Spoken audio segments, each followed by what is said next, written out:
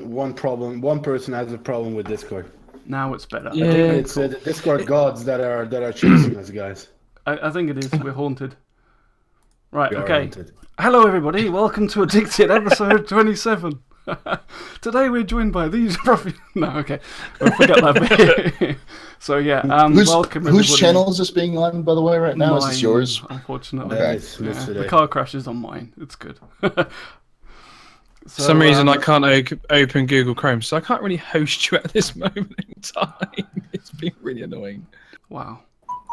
Yeah. Okay, right then. We're I've got good. my phone. Get that. Right, so, Okay, so let's kick it off then. Let's get going. How is what's everyone's week been? What you been up to? The usual kind of like. So let's start off with Miz and we'll go across left to right. So Miz, how you been, dude? I've been good.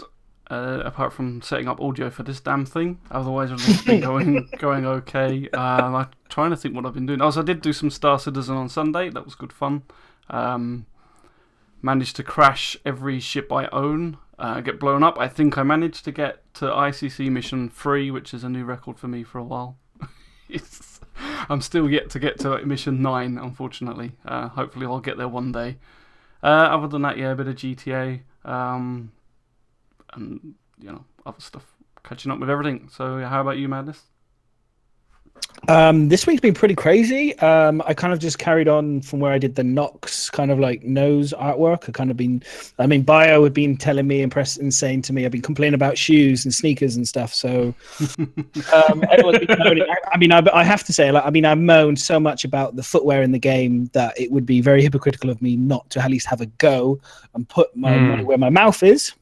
So, I had a stab at it, and then there's a few videos I've put up, 2 parts. I have been continuing to do other videos off stream and just messing around with stuff, which I will clip. And then I'm going to eventually, when it's finished, I will put a kind of a time-lapse video together to show from the start of the beginning of the creation right the way through in a couple of minutes, hopefully. So rather than, because at the moment it's like 2-hour-long videos. If you're interested in Illustrator and how I use Illustrator, then obviously feel free to watch the videos. It's obviously quite long, but there will be a quick video. And I've also got some images. I don't know if Miz has dropped them up, but I do have some images in the document. So yeah, you can more than welcome to check them. The document. He's basically trying to sell shoes via the podcast. They're at the top of my name, on my name, Madness. So just in the update. So there's a link to the video. You have to do the video link. I'll just put that in chat. But if people want to come to my YouTube channel, you can.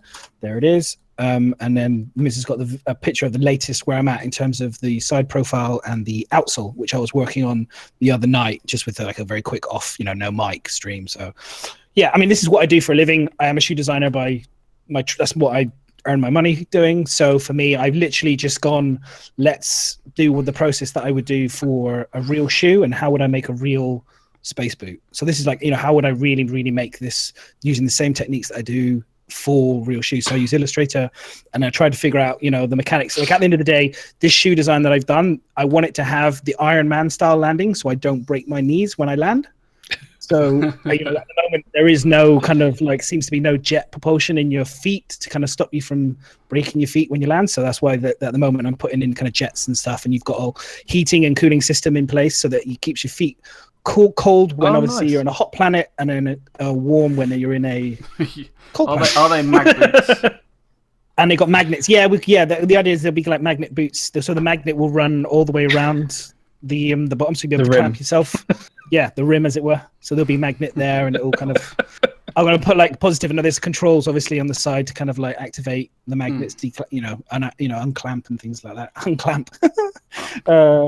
So yeah, but that's it. So I've been doing that, and then I'm going to finish it, and then it's going to look sick, and then I'm going to do hoverboard next. So those are the kind of things I wanted to put in games. So boots to go with it. So that's and that's what I do. So that's really good.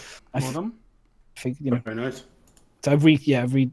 That's the second iteration on the outsole, which looks much better than the first iteration I did. So I'm looking much better. Much better. It'd be very cool. It'll be very cool to do. Me. So yeah, that's me. Yeah. I've obviously, like most of you guys know, I've been working lately, and I don't always get a chance to stream when I get back because I'm shattered.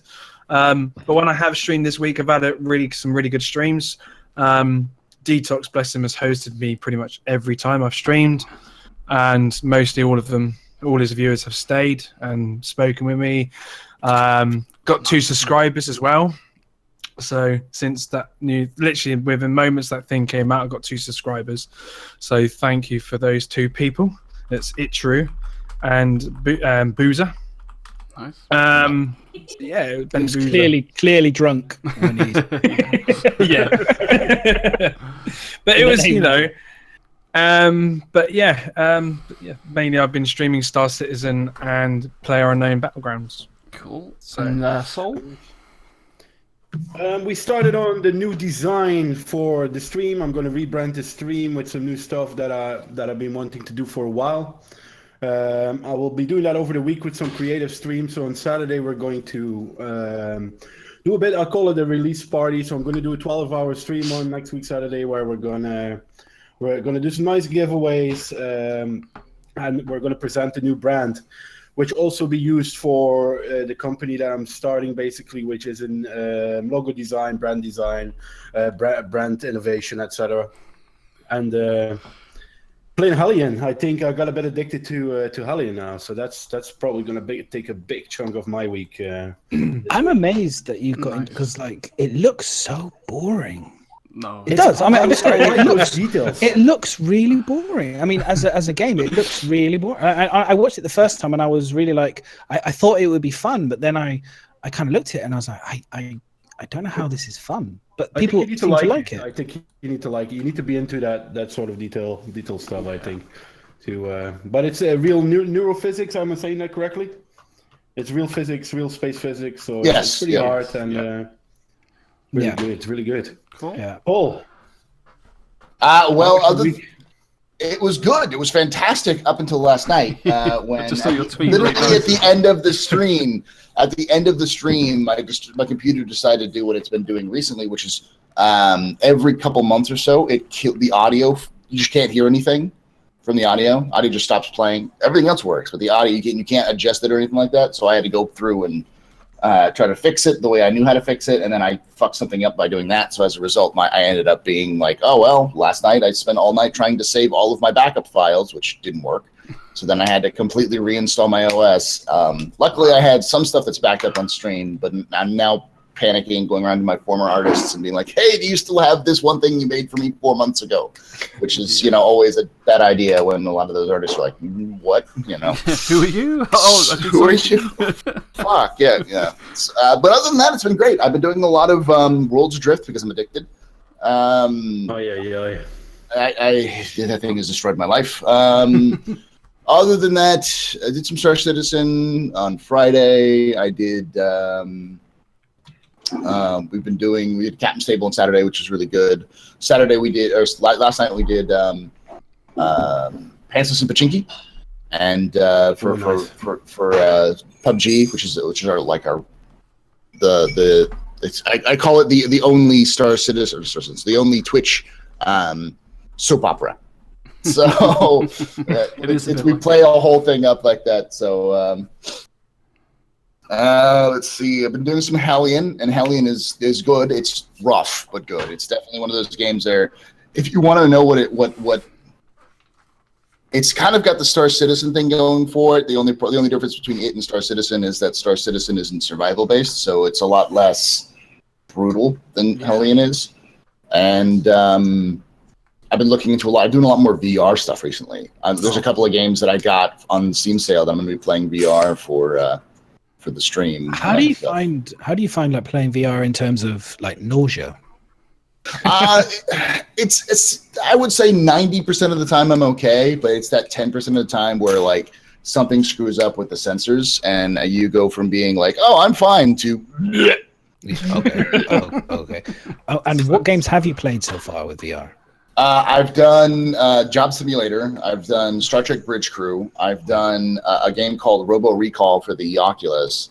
And there's like 3 or 4 other games that I purchased recently on there's either the Oculus sale or the sale for Steam, which I'm planning on picking up or planning on playing on stream, as well as I'm going to try to pick up or try to do Elite Dangerous, since that's a full VR game that you can play now. So okay.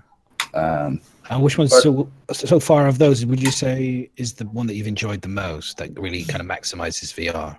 I would say probably Robo Recall, but that was built literally for the Oculus Touch controllers. Right. But other than that, I would say that Bridge Crew is probably the closest thing to a real full game experience that exists on VR. It's only got like 3 or 4 missions for like the single player, but it's got a bunch of like randomly generated missions you do, like individual missions you have to accomplish as a crew, and it depends on your choices, or you can just do completely random. And it can scales with difficulty and all sorts of things with your ranks and such. So it's a pretty good experience, at the very least, for just trolling, if not just a good time to play. It looked like a good place to meet drunk crew. I mean, I saw Gamble play it a few times, and every time we did a random crew. I will say it's a good place to meet a drunk Gamble, that's for sure. Wow. I wondered if they would have the mission. You know, in the Star Trek movie, they have the unbeatable... They do have it. Do they have it in there? Yeah, they do. It's the first mission. Ah, it's the first mission. Okay, cool. Yeah. I shows you how much I've watched. Yeah. Cool. And you can't pass it, right? It's unpassable. You can't totally beat it. The Kobayashi Maru, like the OG Kobayashi Maru, is like the ship is drifted into enemy territory and you have to go try to rescue them. And in the game version, you can try to rescue as many as you can, but you can't rescue everyone from the Kobayashi Maru. There's no way you can. Yeah. So. Oh, that's, if anything, that's the only reason I'd want to do it. Yeah. That's cool. Okay. That's very cool. Cool. Okay, so I think let's start on some Star Citizen stuff. I think. So the first thing we're gonna look at. No, we're not doing them yet. We'll save those for a little. We'll let the heat build up for a little while before we start going about those. So the first thing we were looking at is I think you've added some new stuff. So was it the cargo hauling? You had So we had the first thing. Well, the very first thing was that I saw this on Reddit, and this was a new person's Star Citizen experience. So not the cargo hauling, but the spinning ship's gravity, which I thought was really interesting. So this was a link to their YouTube account. And so this was their very first. This was their very first. Ship's supposed to do that? Well, this was it. This was them, and I was kind of curious because I know that operate like we were talking about how you've got Hellion, Newtonian, physics and all the rest of it, and I know that they do the same thing here, where you have for every movement the thrusters moving one direction, they kind of counter it with the thrusters moving in another direction. It does break, and it does seem to not work. I mean, perfectly. My ships do that already. And know what I mean? In the Aurora, I'm not being funny, but my Aurora does that all the time. And do we know if this is they've improved this for 3.0, or is this still going? Do you think this is still going to be a thing going way on into the next 3.1, 3.2, 3.3, 3.4? It's going to be a constant because these bugs have been around for a while. I mean, ships spinning wild out of control. We've had the Saber doing it. We still have the Connie. You step out of a massive Connie, and all of a sudden it's drifting aimlessly off, and then maybe you might suddenly crash. Or it crashes, or it spins into. All right. So there's a couple things that they did. Specifically with this one is the reason why it spins out of control is because there is no the ship's off. When you step out of your seat, your ship turns off. And in this case, next time when you step out of your seat, your ship is still on. Yeah. It's still working as a normal ship, so it'll function like a normal ship would.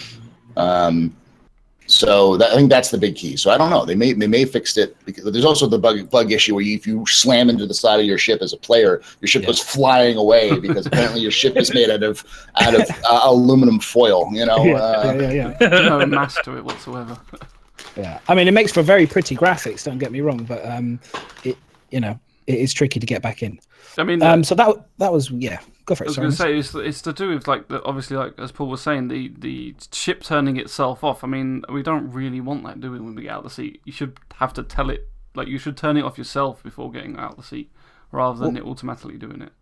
You should just the shields in theory should do either the shields should come off, or maybe the shield should stay on, but there should be a setting where, as a human person, you can kind of go out of the shields without any damage to you or something. Do you know what I mean? Rather than the whole thing shutting down.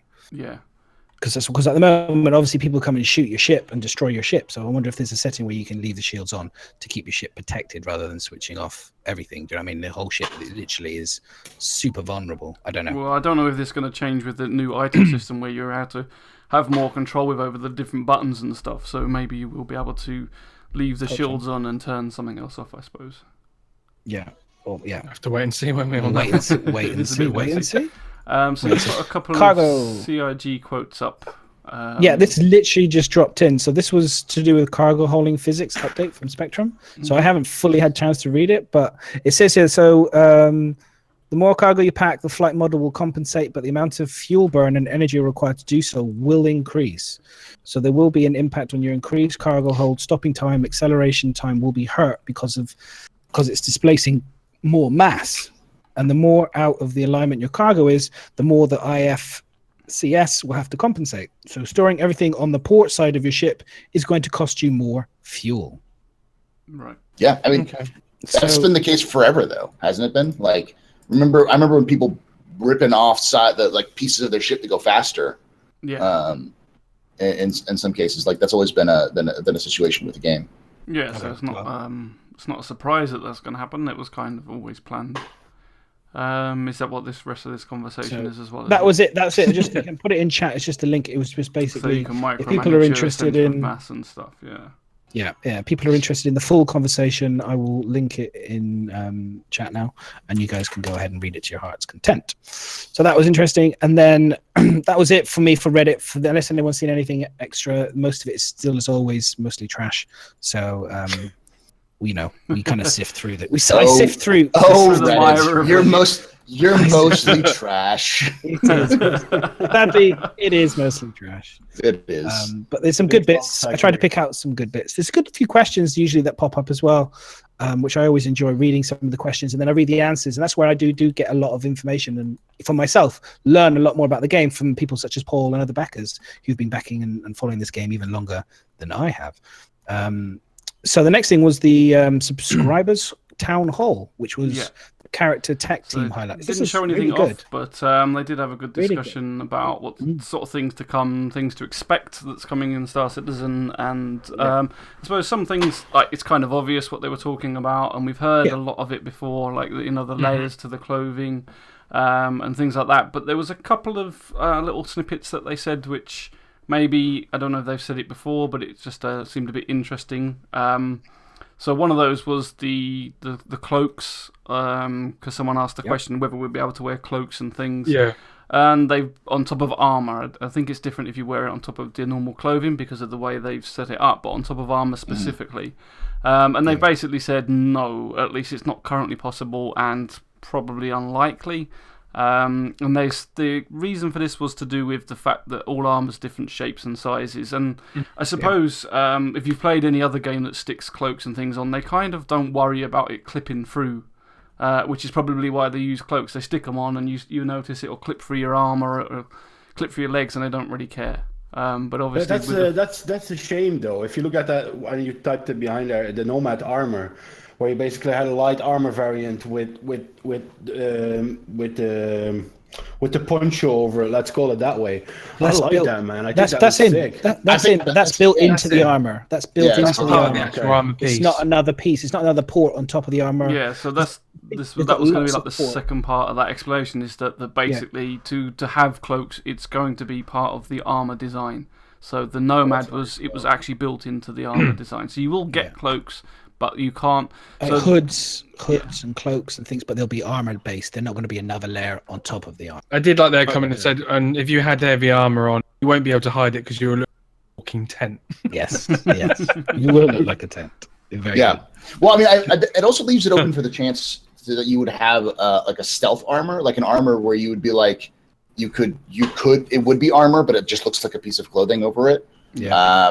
For like, I can imagine something like that for traders or something like that, where it's not gonna help you from like a shotgun blast to the chest at point blank, but if someone takes a pistol shot at you from a distance, it might like ding it off a little bit, or just like prevent you from dying instantly in a combat situation. They did confirm that. They said that clothes will have the armor function going forward. So clothes will look cool, like you're saying about stealth. You could have body armor built into just a normal jacket, and it will have a degree of it will be a armor layer, so it won't be the base layer. It'll be the maybe this is linked it will be to clothing layer with armor. yeah, maybe that's linked to like the stabbing and stuff, because when you see the melee combat, maybe that will add some armor towards the melee combat side of things.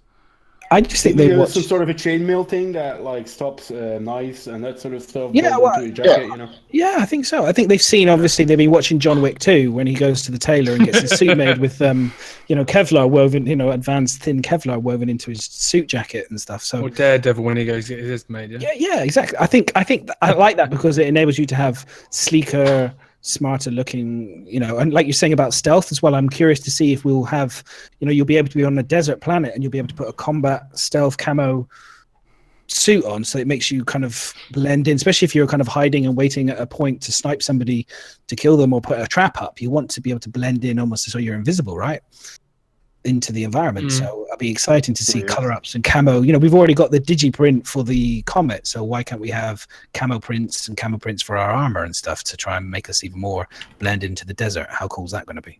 I just want Nomad's armor. That's all I want. Nomad's armor. I love it. It's really cool. But I would swap the Nomad's armor over to have a camo, so I literally become almost invisible. That would be fantastic. I really like Paul's idea that for me as a future trader / logistics guy to have a still sleek looking suit that still protects me from someone trying to shoot me with a gun. That's pretty damn awesome, There still could be, if the clothing are going to have armor statuses, there still could be something like a vest that would work like a shirt that you would wear, and the game would qualify it as a shirt that has a different armor variant. But it's not going to be a light armor. We're not talking about like. It's like the difference today between like if you wear full combat armor in any of the major militaries in the world today, you're gonna stick out like a sore thumb. You can't put like a suit on that. over like a giant Kevlar breastplate that's designed to stop AK-47 rounds. That ain't gonna happen. It'd be like seeing the Hulk in the suit, isn't it? Yeah. But it could blend in with your clothes, obviously, with the same armor pattern or the same color pattern or color scheme, Yeah, but there are bulletproof vests you can wear that go underneath shirts and underneath like police stab vests, kind of thing, where they wear them underneath their uniforms and it can protect them fine. But they're not going to be those stab vests aren't going to protect you against like a laser round from an ATT-4, from a certain distance away, or a railgun. You're just gonna chum. But still get that hole in your stomach. But the point is being that those could still exist in game, and I would imagine they'd actually exist. It would make sense, A, in lore, and B, in gameplay mechanics, because you're gonna have people who are going to make clandestine. Like, I'm gonna go talk to what's his name. The dude who one of the mission givers and not Miles Eckhart. Yeah, Miles Eckhart. If I go talk to Miles Eckhart, I'm going to him with some kind of armor. I'm coming packed with lots of guns. But you don't want to walk in full suit like hello. Yeah, I don't want to walk up like Iron Man, be like, "What's the mission?" I want to go in like James Bond. What's the matter? I totally trust you. I totally do. There's no double crossing here. But I'm not spinning up my minigun on my arm or anything right now. But on top of that, I mean, it's supposed to be kind of a semi-shady deal, some of these. I mean, you're not going to walk up to a shady... I mean, that would be interesting if they put that in the subsumption. Will he talk to you if you come in fully dressed in your full armour? Or whether you've got to wear something a little bit more casual so that it's not like, oh, yeah, we're just doing a dodgy deal over here. Don't mind me in my full armour plate and everything. You walk in and you wonder where he is. He's hiding under the table from you. No!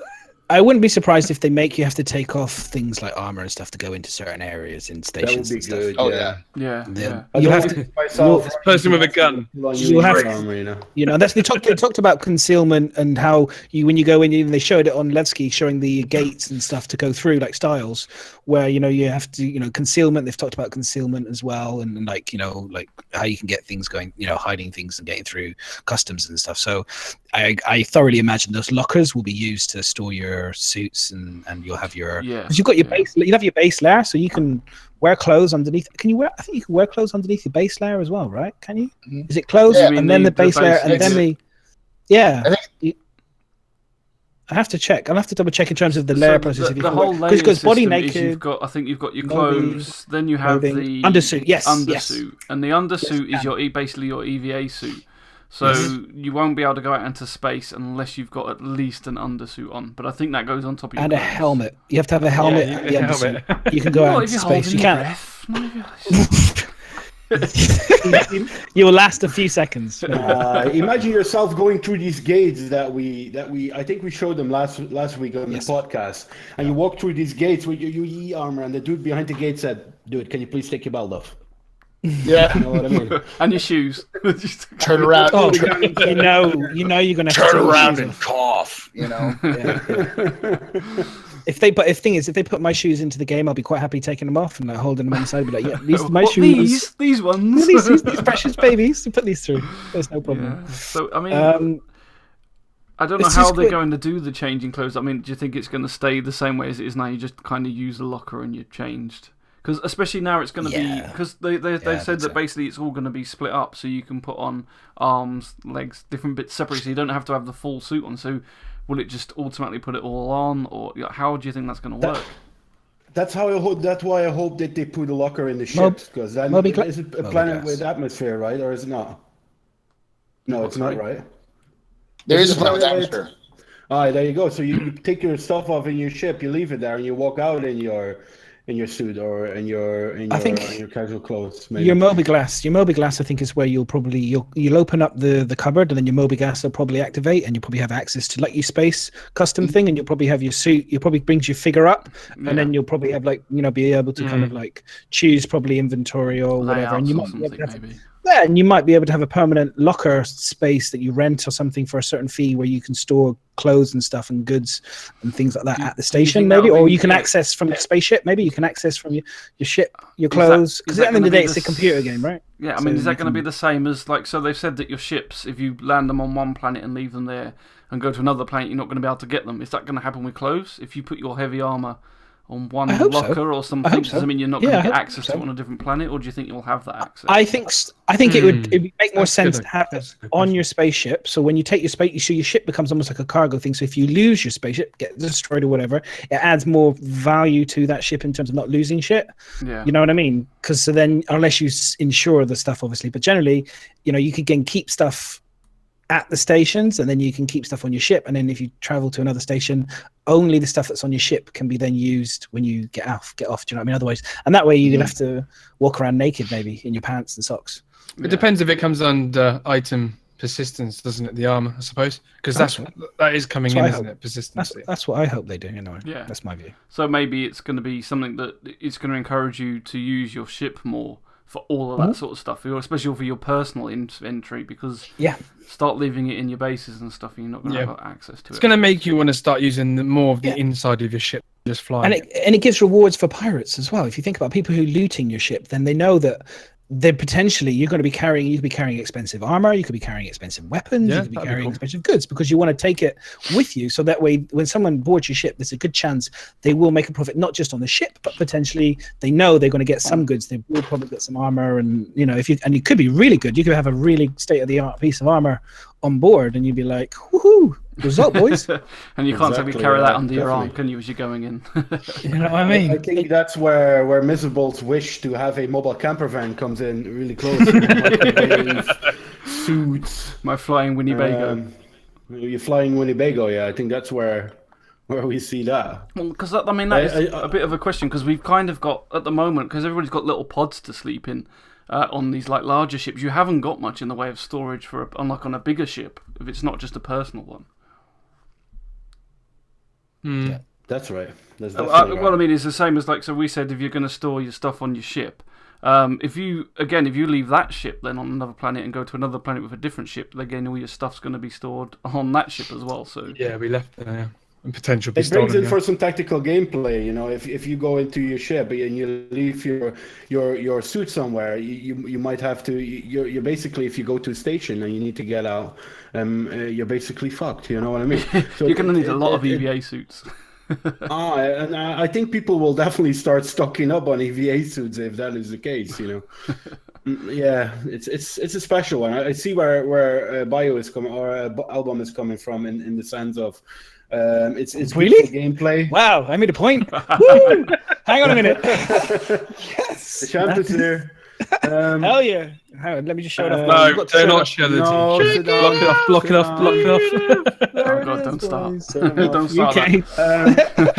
But Look at the body of a champ right there. you want to keep it a game, you know what I mean? You want to keep it a game, and but it brings for some good tactical gameplay. I think there's many views on that. You know, it's Yeah. but how far do you want to go? You know, how far? Well, that's do it. you I mean, wanna it's, go and how they do you want the wanna make that balance interesting? between gameplay and fun as well. But if you're going to have that sort of thing, it's probably going to have to be a system where your inventory is going to be stuck to that ship, especially if you can't carry too much as well. So Yeah, and they need to limit. I think they should make it so that on the planets and stations you can rent obviously certain types of locker size. The bigger the locker, the more money it costs to rent it. You can have more inventory potentially, or more slots or spaces or whatever you want to call it. So Well, you can actually, store more gear. that's what the hangars are.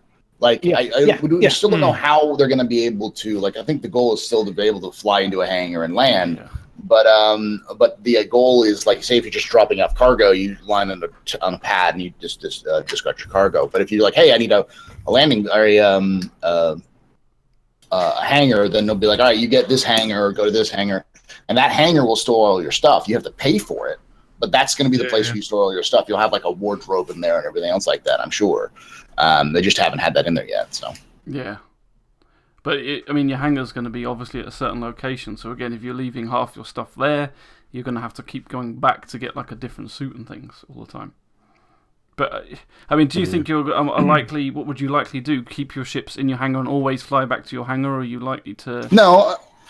I mean, the one thing that I would say that probably makes sense is that you probably would have a set of clothing. Like it's an MMO. Like we all like various types of clothing, but we're probably going to have a set of clothing you'll carry with you everywhere you go, and you'll have maybe a suit and a piece of armor, and the suit you'll be wearing when you're flying around because it'll have like the G lock stuff, so you don't pass out as quickly. And then you get into your armor when you're going to go out and do something other than like flying, and if you're out and about in the town, you'll have that suit like squirreled away. And even if you look like the beta has like two storage places, like two like lockers for clothing and armor. Okay. You know that. So like and they're like 7 or 10 storage places on a Connie. So it's just about enough for like every person to have two sets of clothing stored. But we'll see. I think we'll start seeing possibly, at least in early versions of this, magical disappearing clothing that you can just pull out everywhere, but it'll happen eventually. So. I mean, that's exactly a good point, though, isn't it? Because it's the same as, like, say, your helmet, for example. They've already said that you're not going to have an MMO-style bag where you can stick everything in there. But if you're going to be going most places, they're saying, like, your EVA suit with a helmet, are you going to be...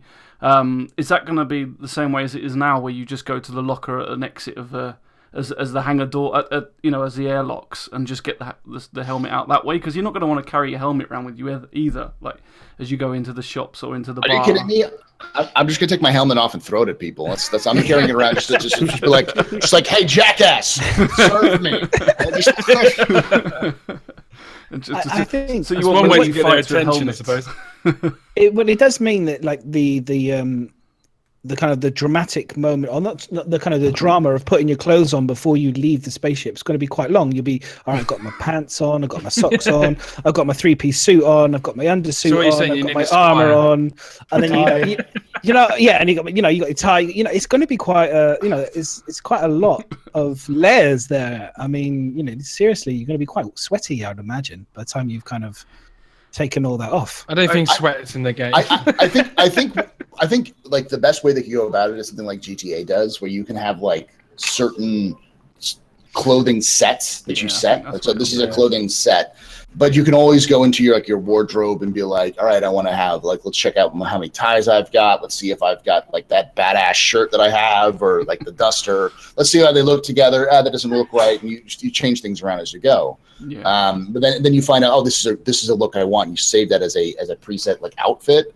And then instead of like being like I've got to get my tie on, get my suit on. It's like we have now, where you just like you pop up and be like, oh, cool, that one. I'll just grab that and just instantly boop, pop you into the suit. Yeah, you know? I think that would make the most sense. It could be that they make you interact with these boxes that are in front of the doors at the station that you mentioned earlier. Mm-hmm. It could be that these boxes are the same everywhere, and that you can just interact them in the way that Paul says, where you have your preset costumes, and you need to interact with that box to get that preset costume, for example. Yeah, that would be a good way to do it, I think. And it's everywhere the same, so you're not worrying, as Madness says. If what is his name, Miles Eckhart, is waiting for you, you don't have to put your whole them shit on. You run into the station, you switch around, you run through the gates, and you go out again. You put your EVA suit in again. Some sort of an instance. You don't get away there and go, oh shit, I left my casuals on yellow or something. Gotta go all the way back. You take your suit off, you're like, oh damn, I forgot to get dressed this morning. So yeah, maybe the Moby Glass will be Tessa. You know, maybe the voice of Tessa will be. You have the option to put the voice of Tessa, and she can be like, you can like Batman talks to Giles. Like, I need the bat suit. Pants on today. You know, you can call in. You can call in the special suit from your ship, and it will kind of arrive. It will kind of launch in a little pod. You know, that would be kind of dope, wouldn't it? Like, you know, I need my camo armor. And Tessa's like, no problem, and then just like sends it out, and it arrives near you, or something. You have to go to the beacon to get to it. Problem. You know, a little extra mission. Honestly, it's a situation they're gonna like. It's just one of those things that you don't think about, but it's something they're gonna have to think about in terms of like how are they going to deal with it? Because the way they currently deal with it is basically every single locker in the universe has your specific suit, and it's like 3D printing your suit instantly so you can get your stuff back if you wanted to. Yeah. But they also said storage capacity is going to be a thing. So like we know that like the Explorer armor has a backpack that comes with it. You might be able to like put clothing or some stuff in your backpack so that when you get into a pressurized environment, you can pull it out of your backpack and put it on. Yeah. But otherwise, we don't know like how are you going to be able to switch between them. Like if you're on a truck stop and you have to land in vacuum, you're going to walk in with a suit, with your EVA suit. You're not going to put on a suit and tie when you're walking into a truck stop. Yeah. And that may be the case for a lot of places which have no atmosphere. So if they're going to expect people to be able to wear civilian clothing, be like, oh, you have to come to Levski, you have to have a civilian clothing. It's like, well, yeah, you have to have civilian clothing to go into Levski, but how the fuck am I going to wear civilian clothing when I have to walk in here in an EVA suit? Yeah, exactly. You've got to be able to change, but you can't. And then you can't have like, I don't know. You're not going to be able to go to one stop and go, oh crap, I've left this suit on that planet, and this. What planet did I leave that suit on? Yeah. I know it was somewhere, but I can't remember.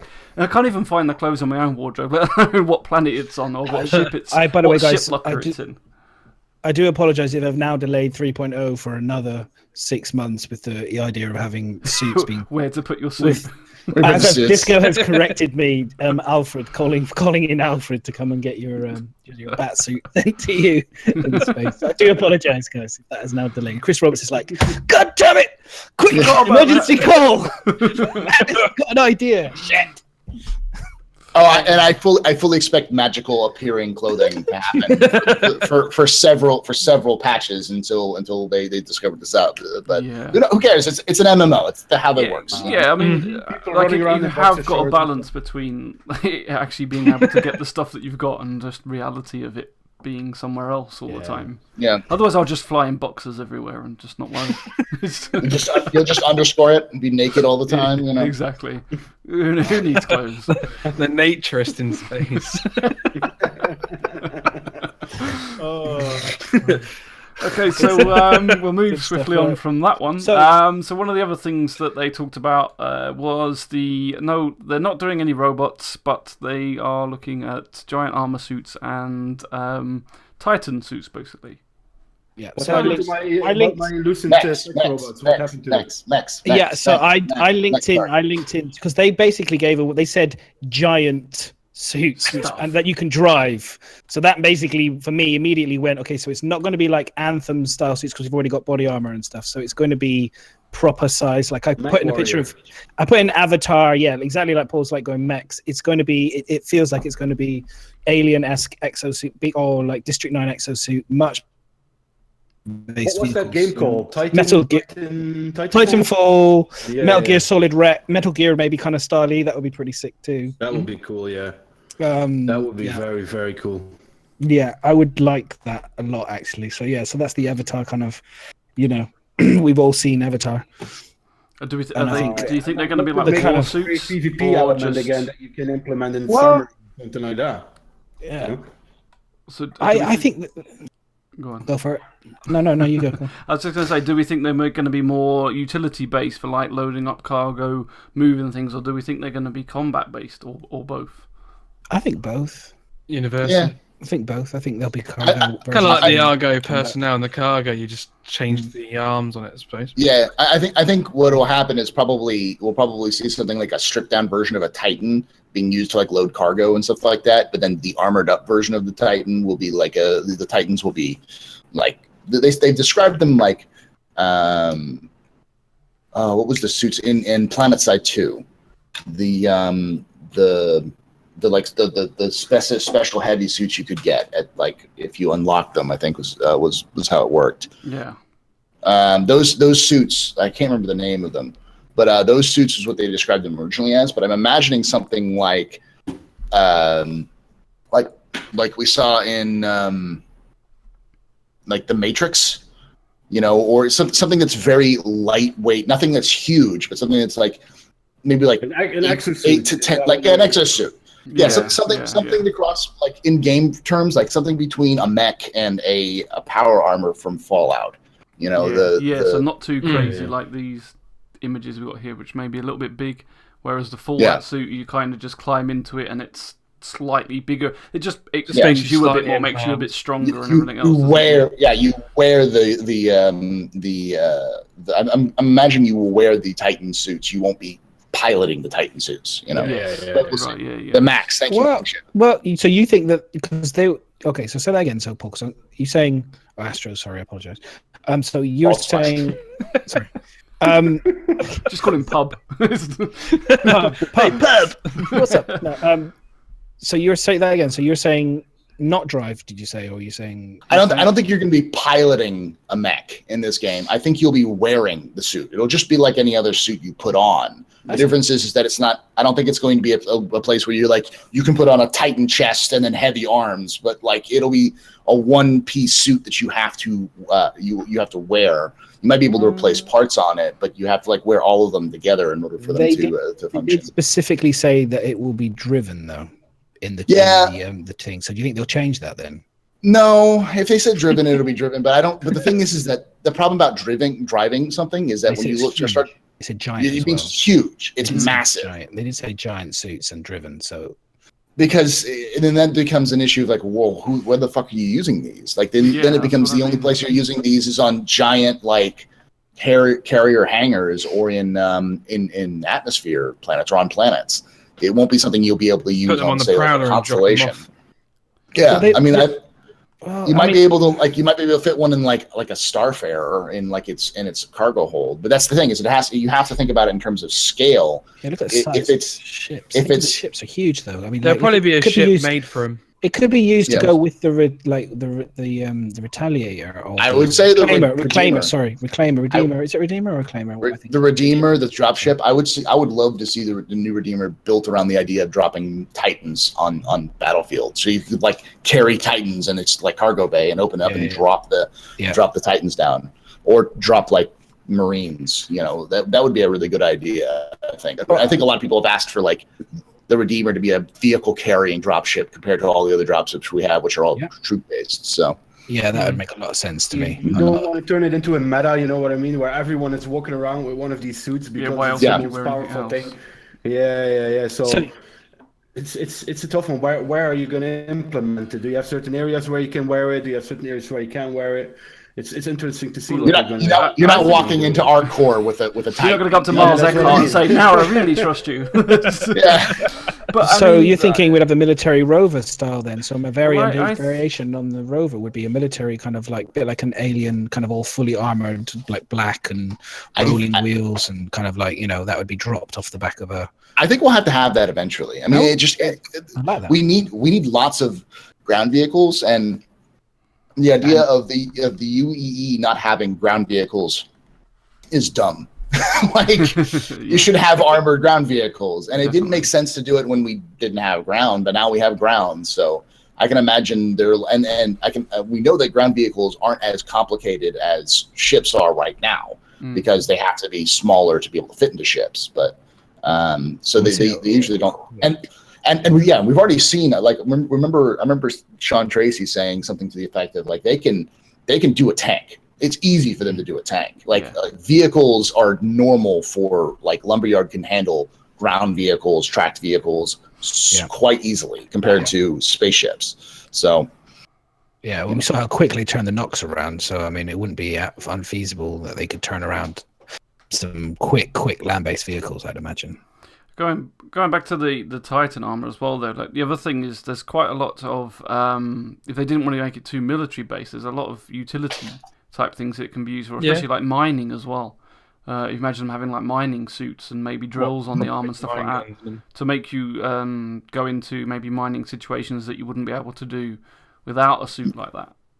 I'd love the Titans to be able to be modular like that, where like it's a frame that you could either make a military frame or you can make it construction, like having these things that, you know, with like EVA packs flying around and like repairing large ships, like kind of like an SCV from StarCraft, you know.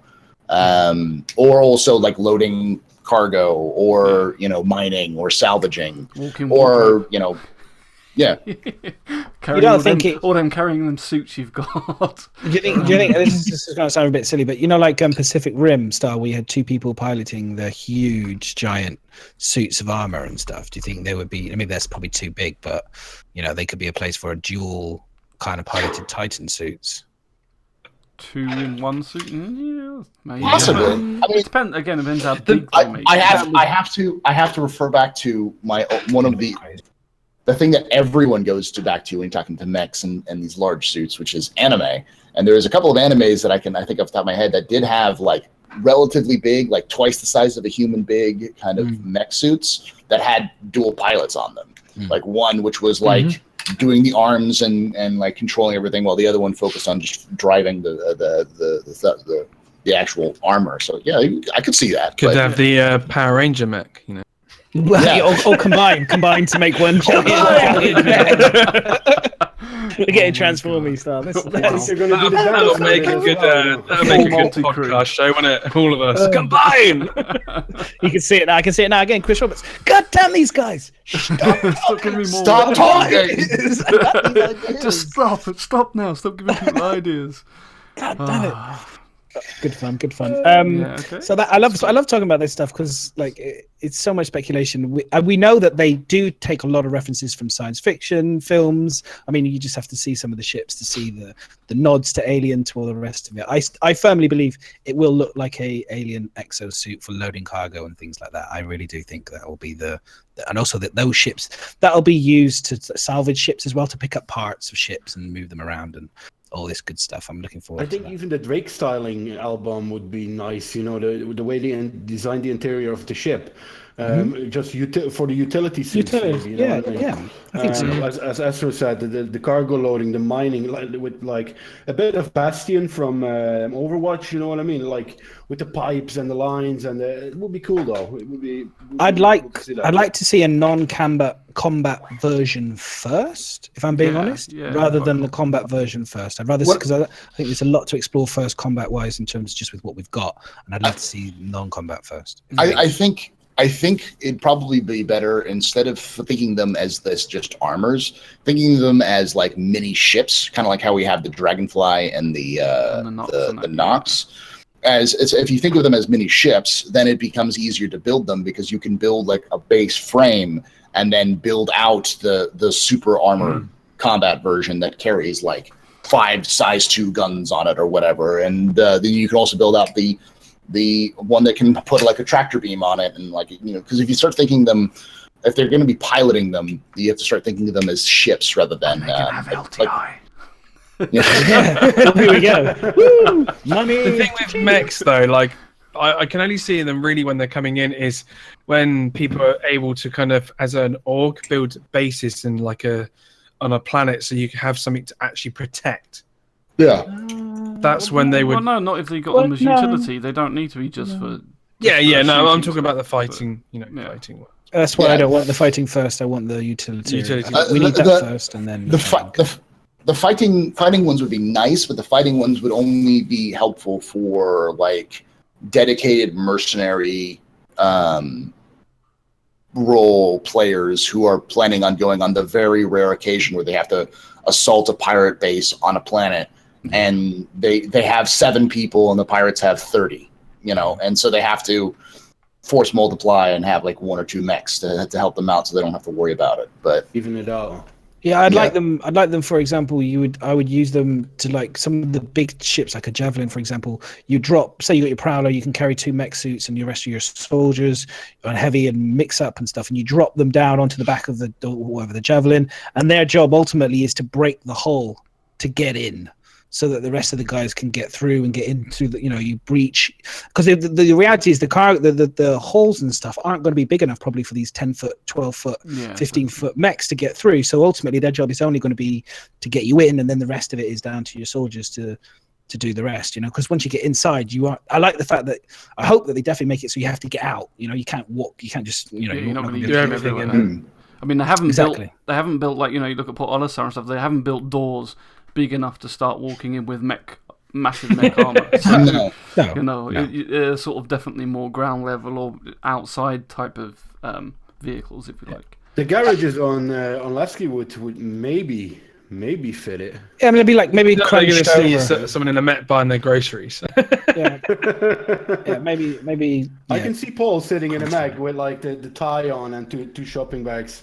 I can see power armor. I think Fallout power armor style, where they have the little cage and the kind of the mech suits are all kind of just sat in that kind of style where they're like plugged in to charge, and then you can kind of, they're outside type of thing, or in a kind of like a I suppose a bike rack kind of system or whatever, like a bike shed, and they're all lined up, and you can kind of go in there and pick up your mech suit.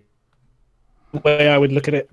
A couple kids having a cigarette around the corner next to them. Can you put that on the stream? There's a link in chat. What's that? Oh, nice. Ooh.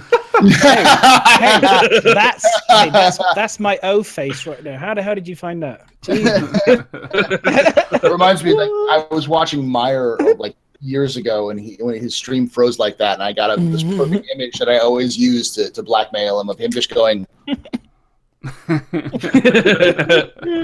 We can use this one. That's a good one. Yeah. That's going to be a meme already. I can tell it. Meme everywhere. Boom. Okay, so I think overall most people seem to be happy with the Titan armor. I mean, Bristol Boy is not, and I think there are some people that don't like the idea of it being in there. But I think overall, it can add a lot more to the game. I think I want them with anti-air as well. That's my thing. There's not enough anti-air like defense things to take. We've got the railgun, but in terms of if obviously people flying in ships, I think obviously having a anti-air mech suit or anti-air carrying loads of rockets or whatever that can fire, rattlers or torpedo or whatever at spaceships to try and stop people from pad camping you and things. Yeah. Then there's a good place for those type of vehicles. I think that'd be really useful, especially I hope they introduce that for combat side, but I don't want that yet. I want the cargo versions first. Yeah, utility first. Moving on from what else they said was that basically all the characters that they've done is having yet another rework. So because of all this clothing and all the new tools that they've got and everything else, so it's going up to the next level. So it should be exciting to see how better they are. Because they're doing everything because of the all item 2.0 and everything's just been polished, increasing the polish. And they said that like, literally, if you look back at the old speech that Gary Oldman did in terms of the face and everything there, how much more they've moved that on, and they're really excited to show us what that looks like now. So that's going to look even more polished and even better than what it did, and it looked good back then when they were just showing the tech. Now it's like even better. So I'm looking forward to seeing that. I have to say, that speech done again. That's going to be exciting. When are they going to stop though? Like every time you see it, it's like, well, that was the old models, and we've improved it so much now, and now we'll go through and do it again. And then it's like, well, we've improved it now. We'll do it all again. Like, when do you It's think? a feature creep thing, isn't it? That Well, we're talking about? when do you think they're going to be? Is this going to be their last pass? Are they going to be happy with that, or is technology going to get better and they're going to do even more updates to the? We know characters? Chris Roberts by now. We know what he's gonna do. It's what Album says. He got something into his head, and he wants to do it. You know what I mean? And it's gonna happen. You know. It's confirmed. I mean, we will be getting Alfred. Will be in our vehicles now. There's no question. He will. Confirmed. In the rover. Confirmed in the rover. Confirmed. We'll be calling in Alfred to get our bat suits. It's confirmed. He's watching. I've seen. I've got him on speed dial. He just sent me a message just right now. No, Jake. So yeah, they're going to. But that's normal though. They're going to keep upgrading the graphics and they'll keep adding. Hopefully, with the Delta patcher, we'll no longer. It won't stop. So we won't have these huge waits for things. They'll hopefully be able to say, okay, we'll tell you what, guys. We'll update the graphics. Yeah. You know, Star Citizen 10, whatever, you know, or Star Citizen 2. To help get bug when the fixes game's out gone quick live. as well, won't it? They have to, at some point they have to. They really do. Someone's got to literally just bend Chris's ear and say, Chris, we really do need to deliver the game now. It's done. You can't get any more fidelity other than putting a live person's head on the screen. People can't. People can't see 4K. It's the eyes, subconscious level now. Shit, Chris. We're at subconscious level. Listen, it's that. But it's good though. It's how driven Chris is that delivers a game that we're seeing now, which is slowly evolving, you know, and I appreciate that. But it's what you guys say. You want at some point you want to box it off and say, okay, you know, we've gone very far now. Let's make it. Let's. That's what I said last time. I don't mind waiting a bit longer if things are fixed. You know what I mean? I don't want to see 23 patches after 3.0 release. Maybe 1 or 2. Well, why do we have Grand Theft Auto 5, Grand Theft Auto 6, Grand Theft Auto 7? Eventually, because they want to make more money. Yeah, no, well, yeah, but yeah, of course they want to make more money. But my point is, you know, at some point, this is the graphics, this is the package that we've got, and this is the game. I mean, and then we'll get we that. wait I mean, a few years. You can't keep updating it during development. It has to be released. But I'm just wondering, do you think this is going to be the last pass, or do we think we're going to get another pass? I think it's a lot of work to keep updating it and then moving on, isn't it? You know. Yeah. I think this is pretty. We're getting close to. They've already talked about the tools being finished. They said that the guys in the chat, they were talking about how proud they are of where the tools were. They had no tools, and now they have a lot of tools. I mean, they're still adding tools. You know, they're adding more clothes and armor functions and tools. They're adding more things all the time.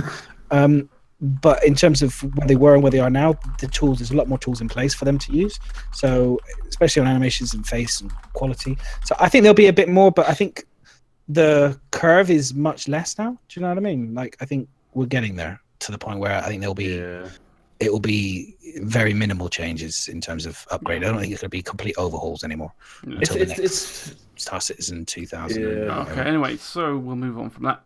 That's my view. It's just so the other thing they said was just like you're going to be able to get like bionic eyes and stuff if I think after several deaths. You're going to have things like scars and facial tattoos and things like that. Well, they're not confirmed it, but you've put will be. I have to make myself die a few times to make myself. They said the scars and facial stuff. The tattoos aren't confirmed because I think they actually said something on tattoos and they were like, whoa, hang on a minute, we're just playing with this rather than people thinking it's in. So it's not confirmed, but it is confirmed.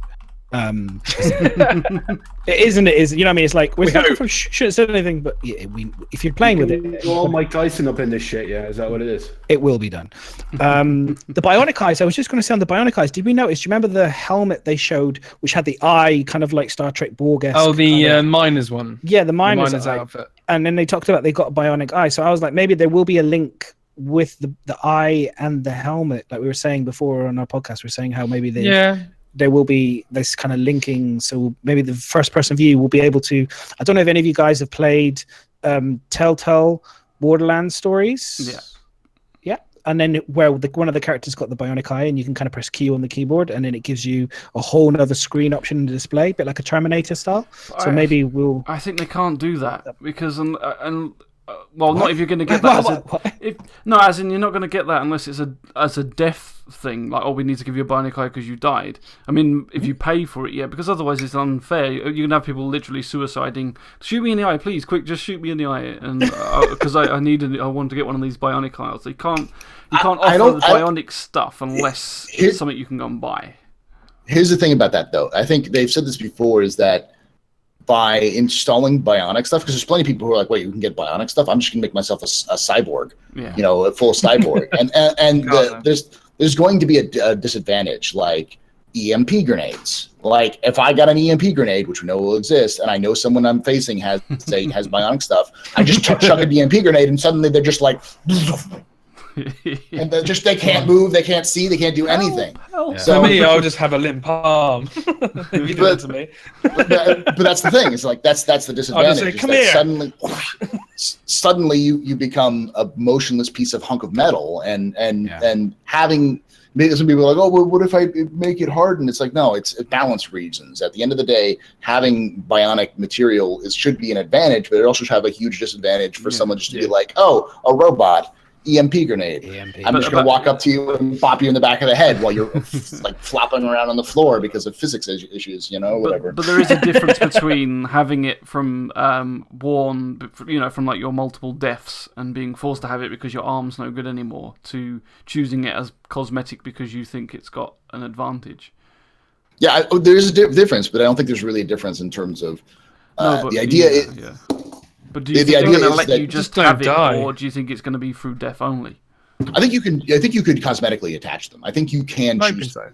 Yeah. But it'll also probably remove something like, I don't know if they're still doing the same system they said with the Death of a Salesman in terms of the lives, but I'm sure it'll do something like that'll remove some of your lives. So do you think you'll be able to put it back? So, say for example, you take a bionic eye off. Let's just pull that old hump of that old. That arm I took off last week. Can you put it back on again? I've changed my mind. Refund. I don't think this is what I wanted. This is the colour. 30-day trial. Death of a Spaceman. My bad. I said. No, my eye back. Yeah, can I have it back? Oh, sorry. We're all thinking of Death of a Salesman, really. Imagine someone with these bionic eyes dogfighting, and an Avenger with an EMP comes by and just drops it on him. The screen goes completely black. Yeah. Well, I like that though. Again, it's adding for like we were just saying. It's for every like it's for every action there's a reaction. So for every bionic there's a EMP. It's the same thing. It's in game. I like that. That's why. That's why I hate torpedoes, because there's no countermeasure. But that's what I'm saying is there should always be the yin and the yang, and I think I like that about this game, that they are always looking into that. So bionic stuff, have it in. But yeah, I agree. EMPs completely mess it up. Let it so that I can choose. I'll definitely choose a bionicle eye and have parts of me. But the thing is, like I imagine the advantages of a bionic eye are going to be limited, because all the stuff you can get with bionic eyes you could probably get with, it's just the differences between like, hey, I've got a bionic eye versus it's for covert stuff. So for example, again, like you were saying, you're walking into a sales meeting with a giant helmet on with like a sensor and stuff reading, people will be like, are you kind of scanning, whereas if you've got the bionic eye, then maybe it's not so obvious and a bit more subtle, and you can kind of read it gives you extra mission kind of parameters and enables you to kind of look at different things in a mission scenario that you wouldn't, gives you more subsumption and new missions that open up to you that wouldn't normally be there, that stuff. Tony Z's going to go crazy. I think at the very, very least, it's going to be a balance. The balance will be, you're going to be tougher against like regular fire, but simple EMP is going to totally wreck you. Yeah. And we know that, like, for instance, there's going to be less than lethal weapons. And so there may be a weapon that's totally designed to take on like the Titans, like designed to well, not the railgun, but like something that's designed to like knock out Titans. Like we have the sucker punches. Maybe there's going to be a mini version of the sucker punches that you can carry on your shoulder and fire at it. So if you see some dude with like bionic legs and arms and like eyes, you just take out your bionic pacifier and just shoot at him once, and he's on the floor. It has to be something it's got a huge advantage, but it has a major weakness, a huge flaw. So that they're prepared against it. Yeah. Definitely. Well, and then it's all that balancing, and then they need to make sure that it's not completely pointless, because everyone's like, oh well, bionic legs are shit, because the minute that somebody drops a little grenade next to you, you're completely paralyzed. You're dragging one leg, so no one ever does it. Then you could say, well, actually, the bionic legs are enable you to be more swift at moving away from a chaff grenade that's been dropped. So you can sense it, and then poof, you can get away a bit more. So if you're not really paying attention, it catches you out. But if you're actually paying attention, you can get away. Maybe they might do it so EMPs don't fully stop people; they will slow you down. Yes, There's exactly a short delay, or slow. And I can imagine. I can imagine EMP grenades hitting you. Even in an armor, they can do things like screw up your vision. That's what I was about to say as well. Make it look like it's hacked, kind of. In Titanfall, they have that where you throw your EMP grenades, and then suddenly your screen just goes. You just can't see shit. Yeah. So it's a good way of countering that as well. Because so it could have other reasons. Oxygen and everything else is going to be through this breathing system as well. So all that can be messed up with EMP grenades as well, I would have thought. Mm-hmm. Yeah, that probably. Yeah. To agree, probably. Depends. They like old school retro. This is retro future as well, so they have switches and dials for all that shit as well. Mm-hmm. Yeah, not necessarily so much mess up the actual link of it, but your display of it. If it's your HUD and stuff of it, what you see. Yeah. Well, they talked about battle damage. So people talked about battle damage to armors and stuff, and this is something I was curious about. And they talked about it. It's not actually something that they've done in the past yet, and it's not actually implemented, but it more than likely will happen at some point. But the reason why it won't is very much to do with the armor has very specific demands to spaceships. So the way the spaceship damage is set up and the way they do the UVing and all the layers and stuff is actually very different to the armor and the way that they do it. So it would require. I think it will happen, but I think it's a bit further away. I think they're going to have to do a whole kind of proof of concept, proof of concept of this stuff. So it will come, but right now it's not done. So don't expect kind of like it the pierced undersuits that they showed off. It's like, where did that come from? And probably seen nothing else against that for a while. Because I would like to see, like you were saying, Paul, about Titanfall, like the cracked screens and stuff. Like when your helmet takes damage, you start to lose information and you get cracked. Your helmet gets cracked. And I'm sure client side that's easy. Client side that's pretty easy. That spray of like stuff might be something that you'd see client side, but no one else would see it. So where the leak is, or if your screen is cracked and that you're about to lose pressure in your faceplate, but no one else may be able to see it. I mean, to a degree, that's kind of immersion breaking, but when you get down to brass tacks, like they're getting down to. They're getting down to those brass tacks of like what works, what doesn't, and this game has so much information points that you're gonna have to start dropping some information points to make it, or simplifying some information points to be able to get everything in. And when it comes down to it, having your faceplate crack for everybody and blow out for everyone is cool if you're in an FPS game, but it's not just a solely FPS game. So there needs to be some compromises for the sake of everyone being able to have higher FPSs and other things like that. So it's fine. Yeah, that's what they said. They said that at the end of the day, we have to choose. You might have to choose between whether you've got 6 players in an instance or 30 players, or 6 players in a ship and 30 players in a ship. And if it's a choice, we would rather choose the 30 players rather than having the ability to see more people damage. And like fidelity on some things. Yes. I know this is further on in ATV. Sure. They were mentioning as well, like they had to change the. We're not in ATV. And I'm just quickly saying, because we're talking about like server and stuff, that the engine trails, they've had to put that through GPU, didn't it? Because it was using so much on the CPU.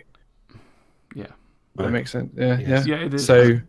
I see what you mean. Thank you, Bummer. Thank you for that. The blowout. Jumping in. Thanks for jumping in.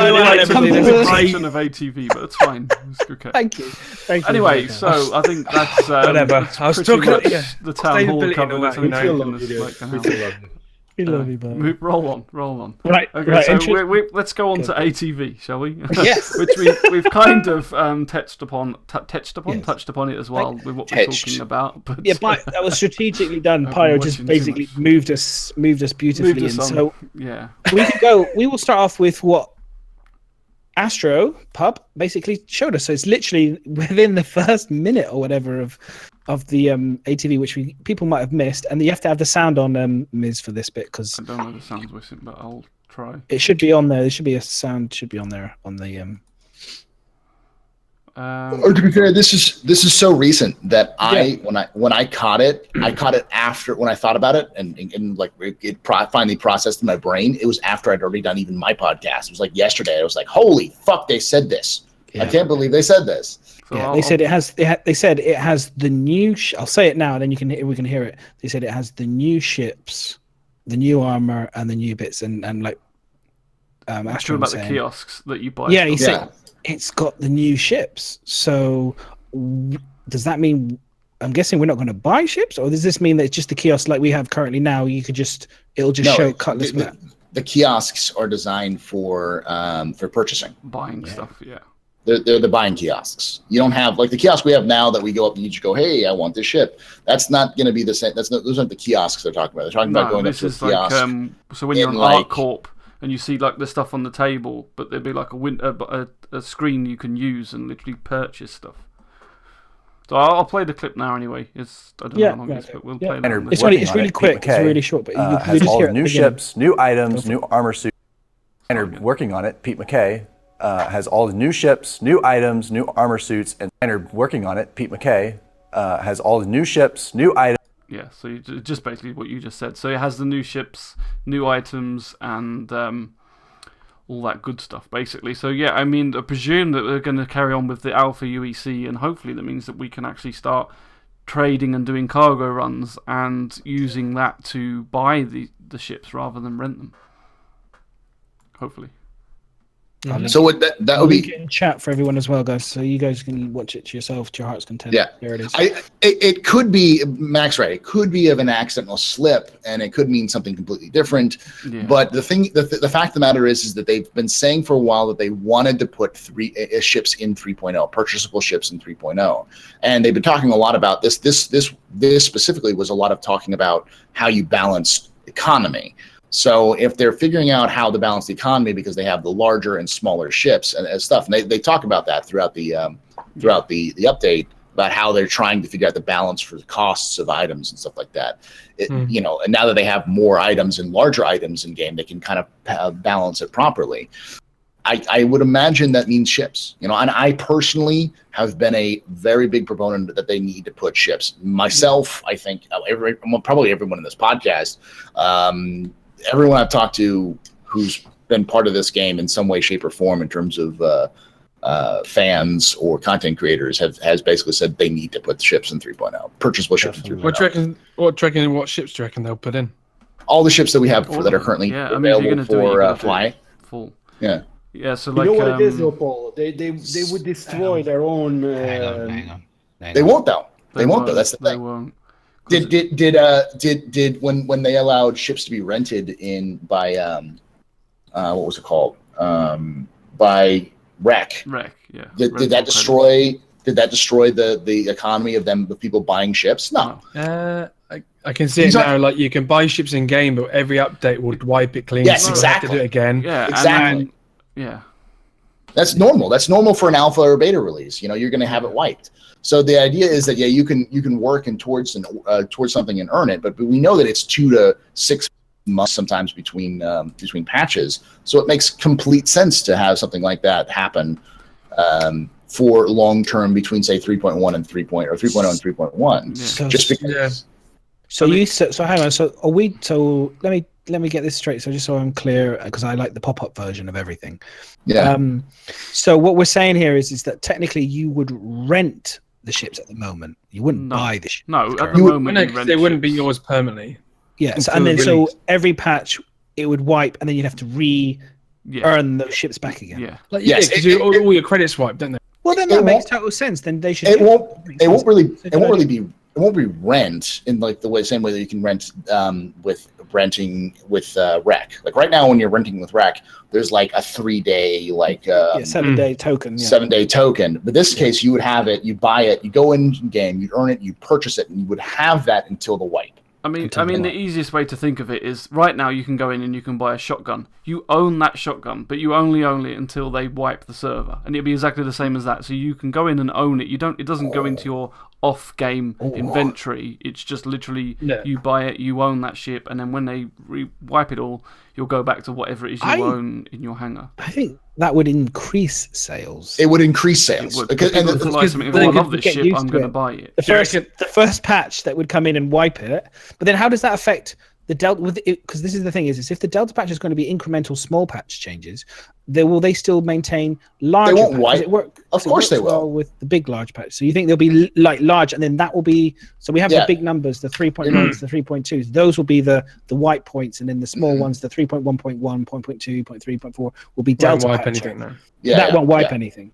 Exactly. Yes and no. And they can actually choose. It depends if it's a major update. Yeah. That's what I was just going to say. If something that they add affects the economy or something like that, or they want to change something, then they'll wipe it whenever they want to wipe it. They'll say, right, this next patch is going to come with a wipe because we've rebalanced something, or we've changed the prices on this. It's their choice whether they choose to wipe it or not. Or they might be they're forced to. Or we've added this kiosk in, and unfortunately it means all your game's screwed. We're going to have to wipe all the stuff that you own, basically. Yeah. I'd imagine that the Delta patcher is mostly for bug fixes, small things, maybe additions of ships, because we know that like ships aren't a huge addition. But when you're talking about things like mining or salvaging or an entire solar system, that's a pretty big add, which would make sense to release around a lot of other big ads so that you can test it properly against each other and then release that. Whereas the Delta patcher is there just to make sure that people aren't screwed in the short term, and then when you have the large patches, it's still going to be a Delta patch because it's only just going to change what's on top of it. It's just going to be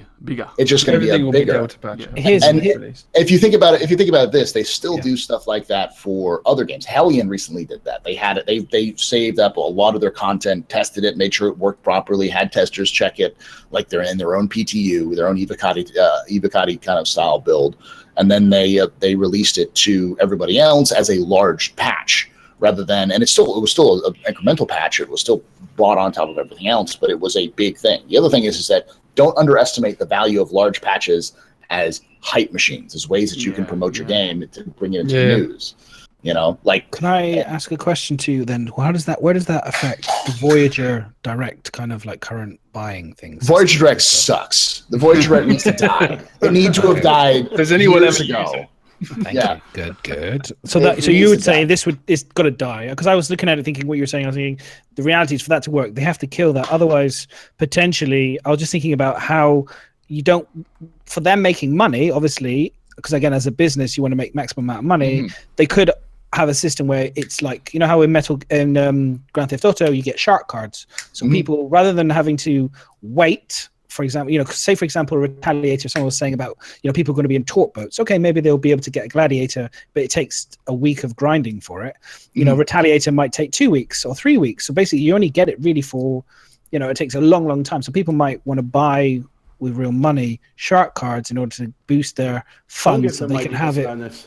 No, but I know, but they would not. I don't. It's not rocket science to figure that shit out. Honestly, it took me 2 seconds, and I was just thinking that could be another revenue stream for them, and then it becomes a bit of a pay to win scenario. So maybe they won't do that. I don't know. What I would say is that the Voyager Direct store doesn't need to go anywhere. It just needs to evolve. It needs to change from being a store where you buy guns and a bunch of other game things that affect gameplay, and change from that to being something that's more like a cosmetic store where you can buy your buggy and your skins and stuff like that. Or you want that plant for your hangar, go in and buy it in the in the Voyager Direct store. The problem is that the Voyager Direct store may even go kaputski when they bring in the new website. The problem is at this point is that they're dealing with redesigning the website from scratch because the website is garbage. It is hot garbage. It's a dumpster fire of bad design. I'm glad you're saying that, because that's what I normally say. It's terrible. It's horrible. Nobody likes it. No one in the even like everyone I've talked to, even in CIG, is like, yeah, our website sucks. But I've seen on some other ones, and we've talked about this before. There are some other web pages from other big, well-known games which aren't that good either. No. We're talking about Star Citizen, and I have to spend about 20 minutes showing people how to navigate it. Well, I tried to find some details about the CitizenCon meetup and like where the the bar citizen is, and it took me ages to find out where it was buried, the information of where the bar citizen was, and it was like I had to then find that it was in the news 2 weeks ago. It's like, wow, really? Something as big as that? It's just like, yeah, we hidden it away straight away. It's terrible. It really needs that update. Things drown in the website at the moment because they're putting so much on. So something that is pretty recent disappears very quickly because they're ramming all this other information on. It needs to be laid out better, and more. But it's coming. It's what Manon says. Yeah, it is coming. And I still don't get Spectrum. I might be a dumbass, but I sometimes think, I'm not even going to look. I'm not even going to. Although it has improved a lot. Can I just say, on the Spectrum, do you know what my biggest kind of grumble with Spectrum is there's a lot of other information seems to get missed on the left hand side. I don't know if it's how you bookmark stuff, but it always just has like general chat. And if you ever, and people always like, I watch Oxford streams, always grumbling like, "What? This is the wrong place to put this comment. This is the wrong place to put this comment." I'm like, that's because Spectrum sucks. Like, you can't figure out where to put half of this shit. Well, as a new person, I didn't know where. It took me like 3 attempts before I realized, there's a fan made section. Oh my God, I couldn't find this section before. Now I see it. And then I'm like, this is where my shoes go, And then I go, this is where my shoes go.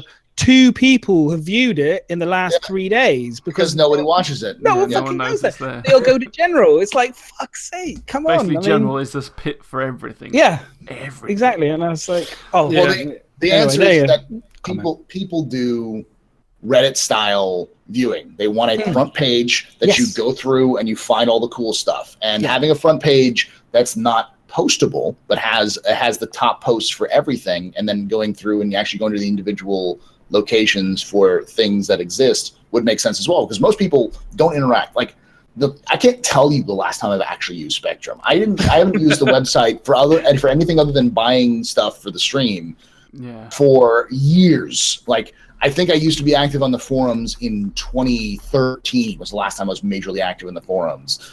And because the forums just they're not really conducive for, even Spectrum's not really conducive for people to actually interact with each other unless you have your own small community in there. Otherwise, fuck it. It's almost like a completely different community to what you're meeting when you're going on all these streams and stuff. It's like a completely. They don't come here. They don't come. They don't come to Twitch. They don't come to Reddit. They don't. They're completely. They just different live on the forums. It's like, we're here to stay. They're old school. You can just sense they feel like they've kind of, we're here to grown know roots. You can't do nothing roots about it. around the type. That's their medium. But I just think I agree, and I think they just. Yeah, anyway, if I was, because I don't want it to be a Spectrum conversation, but for the first time, as someone that's actually starting to use Spectrum as a medium and kind of like using it, because you want to use every media to either to kind of advertise yourself, advertise the show, advertise all sorts of stuff, and get out there. Branding. That was just one, very much. Branding. I noticed that was one thing, and Reddit seems to do it very well. They have the little words next to it. Anyway, moving on.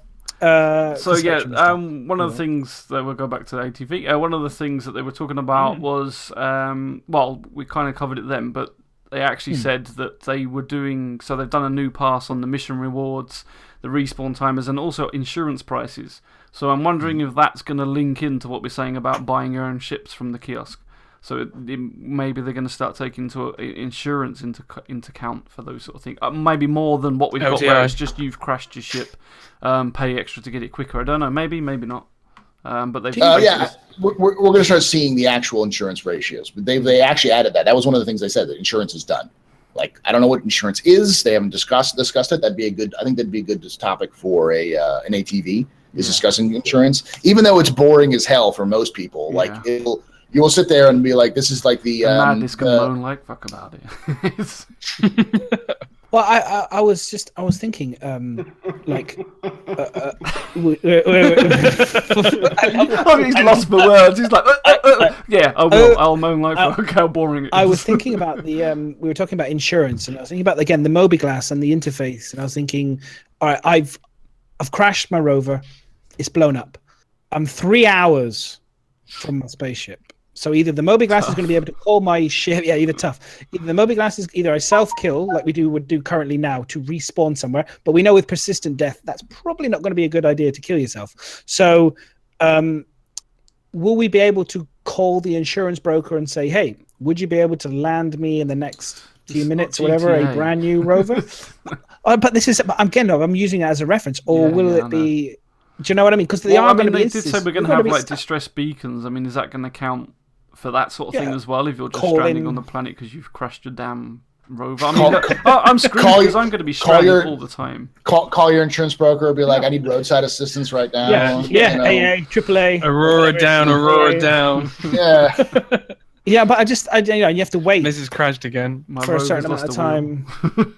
Yeah, You Miz, put the beacon down. Designate a mechanic and a medic to you from Addicted. They're But gonna it would- follow you everywhere you go. Just It like would be be ready for it. it'll be a dope feature though, because then you call it, you put your beacon down, and the signal goes out across the entire planet that everybody can see. There's a person stranded there, so you're almost Let's like, go shoot him. yeah, Or you can That's just my bring point. up Uber Taxi If that's and what they you take see you in back to Hellion, the ship. for example. and you're That's what calling you and see in that Hellion. beacon calling a new ship, exactly, and you're calling in a new ship to come in and land. So that means that you're immediately giving your position away. So you have a choice: you either leg it back for 2 hours, so you avoid potentially losing whatever it is, or you risk calling in a replacement ship and being killed twice or once in this case, and losing your replacement ship. I don't know. I'm always thinking about. I'm trying to think about extra gameplays and gameplay stuff. In Hellion, they do it like you get a new ship, but it comes completely stripped down, so you don't get anything with it. So all your warp cells are gone, all your tools are gone. It's basically a stripped down version of your ship. They could do it that way, you know, especially with the LTI stuff. We had a big discussion going on about all this LTI stuff. Everyone went wild. LTI here. We need LTI. We need LTI. Yeah. Then Chris Roberts said, "No, you don't need LTI." Everyone went completely freaking wild. You know what I mean? It's like, I think someone in my stream asked me the other day. He said, Bram, can I buy a ship in game and put LTI on it? No, you can't do that.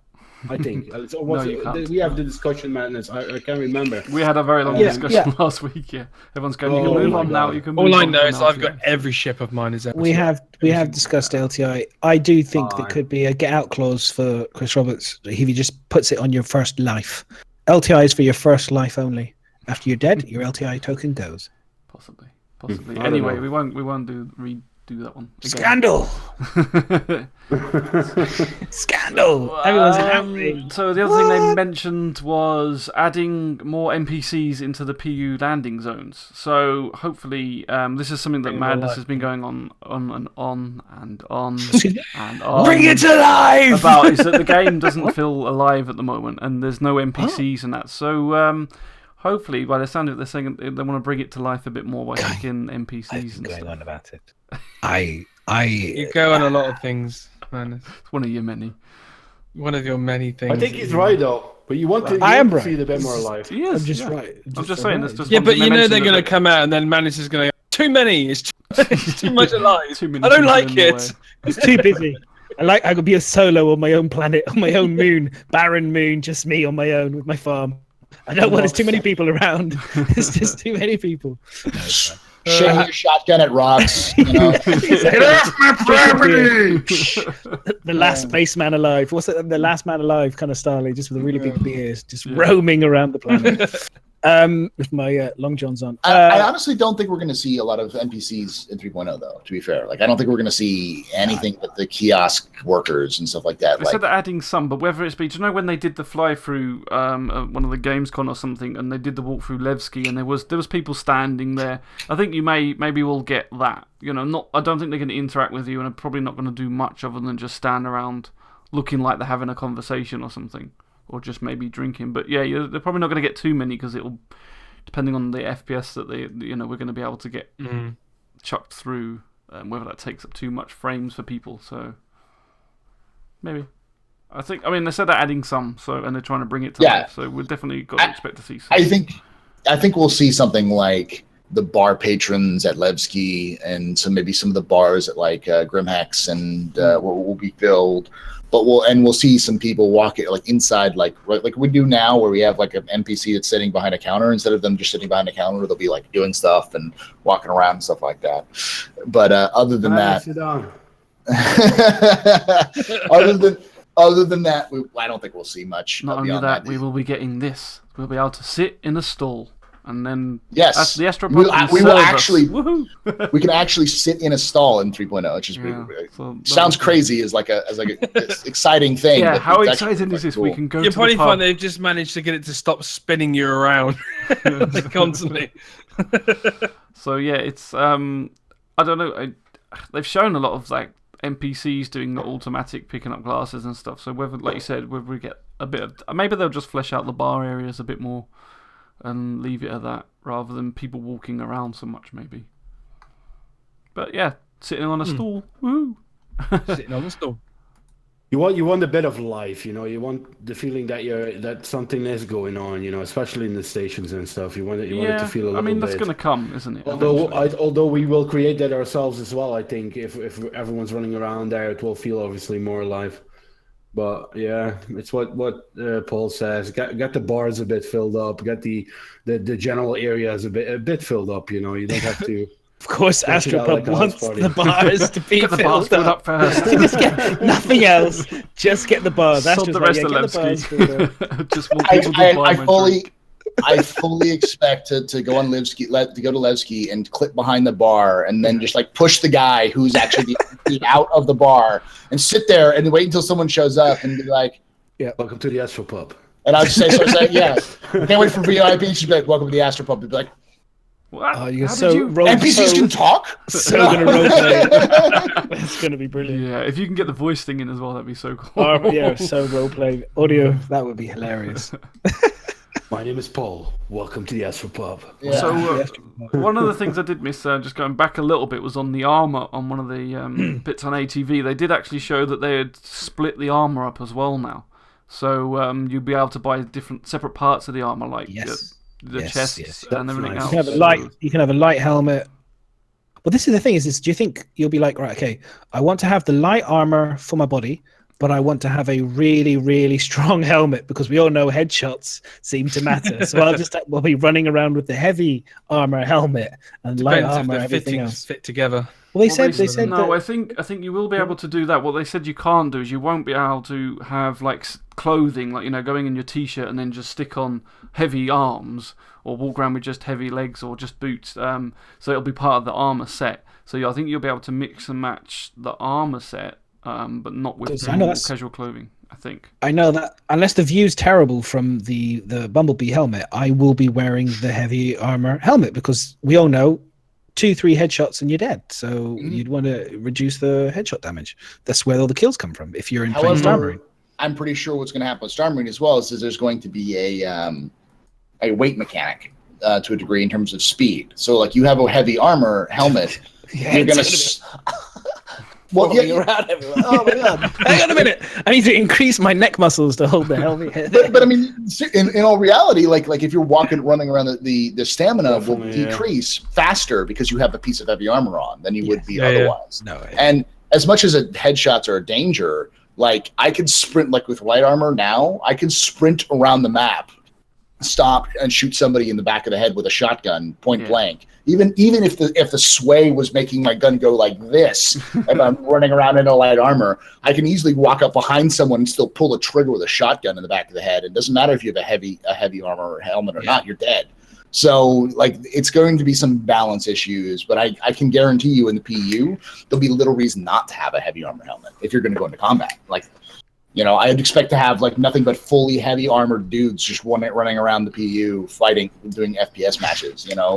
Missions. Because it's also interesting that they said that obviously about flying the ships, they haven't quite decided on what sort of level of armor that you can wear while flying the ship. So I mean, if there's a certain piece that's blocking you, are you going to wear like all heavy and then just a medium chest piece so you can fit behind the controls? Or I mean, are they just going to go away from not using armor at all? The light chest piece.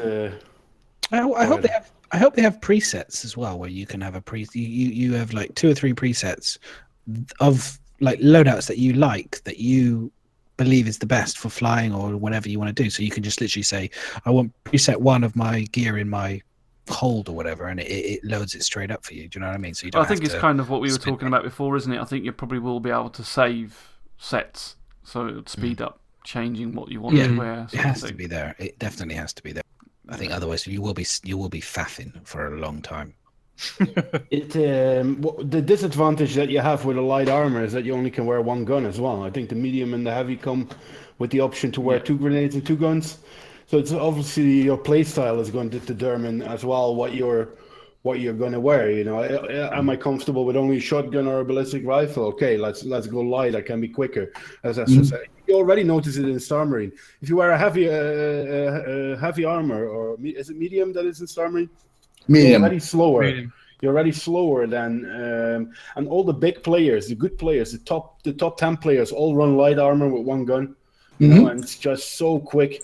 It's unbelievable. It's you think where the hell are they coming from? I produced the latest SC4 tournament when we did Star Marine, and the mixed loadouts you saw was very, very important, and every single person in those matches had their own role. You'd have someone running around with light armor with a sniper rifle, but you'd also have someone backing them up with medium armor with like a kind of short to mid-range weapon, so that if that person got in trouble, the person with the short mid-range weapon could step up with the heavier armor and defend them. Whereas like that guy in the light armor was just would camp a capture point and just hold it down, like destroy entire teams, and all they had was light armor and a sniper rifle. You know, cool. So the balance it can be there, especially if they work it right. And with the stamina system, I can imagine the lighter you are, the faster you can run, the less tired you're going to be when you're done. So that way you have it's easier for me to sprint up to you in a light armor, dodge your bullets, or dodge your slow moving kind of trying to track me, and then get up right behind you and shoot you and not have the huge weapon sway. Whereas if you're in heavy armor and you're running, you'll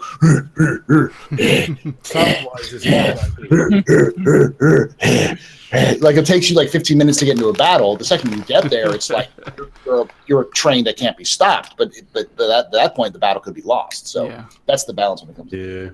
So what you're saying is you hope the sound is going to be good as well. You know? So what you're saying is you want to have a spaceship that's got lots of stairs. Yes. What I'm saying is buy a Starfarer. Because I don't think heavy armor can climb up those ladders. Hang on a minute. Up and his head gets through, and then he's just stuck, and he's like, guys, just his legs hanging out of off the ladder as he's stuck in one of the. And you could crawl it. I mean, that would probably work though, like crawling in the maintenance tunnels and stuff, because they got that, haven't they? Like if you've got a heavy armor and you just can't fit. Well, that could be the case for people wearing, like we were talking about, having even lighter armor. So you're wearing just the exos, just a standard suit, so you can creep into those. It's got a bit of armor, even lighter armor than lighter armor, and you can get into even the smaller kind of areas to kind of get through into areas and stuff. That would be really like stealth styly, kind of creeping into people's ships and stuff to sabotage or kind of lay bombs or whatever else. That would be sick. I love all that stuff. I hope that Splinter Cell style. Yeah. I hope that they're gonna make sound very important as well. Someone that comes up in heavy armor makes a lot more noise than someone that comes up in a light armor. That creates again tactical thinking. Am I gonna run down in that heavy armor and someone hears me come from 100 meters, or am I going to use that light armor that's going to make a lot less sound, but I'm a bit more vulnerable? It brings for a lot of tactical things, I think, as well. Cool. Right, so there's definitely a lot of different interesting points from there. And the next thing they mentioned was more stuff on Miles Eckhart again. He's saying that, I'll just put the video up, but he's now able to register things that are on the table and things like that. So he'll pick up and interact with the cup that's in front of him, and maybe if you buy him a drink, he'll go on a date with you. No, he just register it. No, but it said it's working with subsumption and things like that as well. So they've managed to, I'm guessing that it's going to start realizing your sort of standing with them. So whether he wants to talk to you and things like that, I would have thought. I have a major issue with Miles Eckhart in this. You always have a major issue with Miles Eckhart. Is that new armor doesn't look right. His face is fine. They've done a great job on improving the face in terms of the way that he's got the wrinkles and the creasing and everything. But my God, the guy has got shoulders like a linebacker. They have reduced the shoulders a little bit. If you notice he's got hands like Michael Phelps swimming. Yeah. I mean, it's just I would say from the neck down, it's still nowhere near as good as what I think the previous one that they had at Gamescom in terms of the balance is a lot better. Was better in terms of the body. Well, the face is better. The thing is that I guarantee you that the body is the standard body you're going to have for all NPCs and even players. That's probably the standard player body. To be fair, that's probably what you look like when you're if you look around in third person.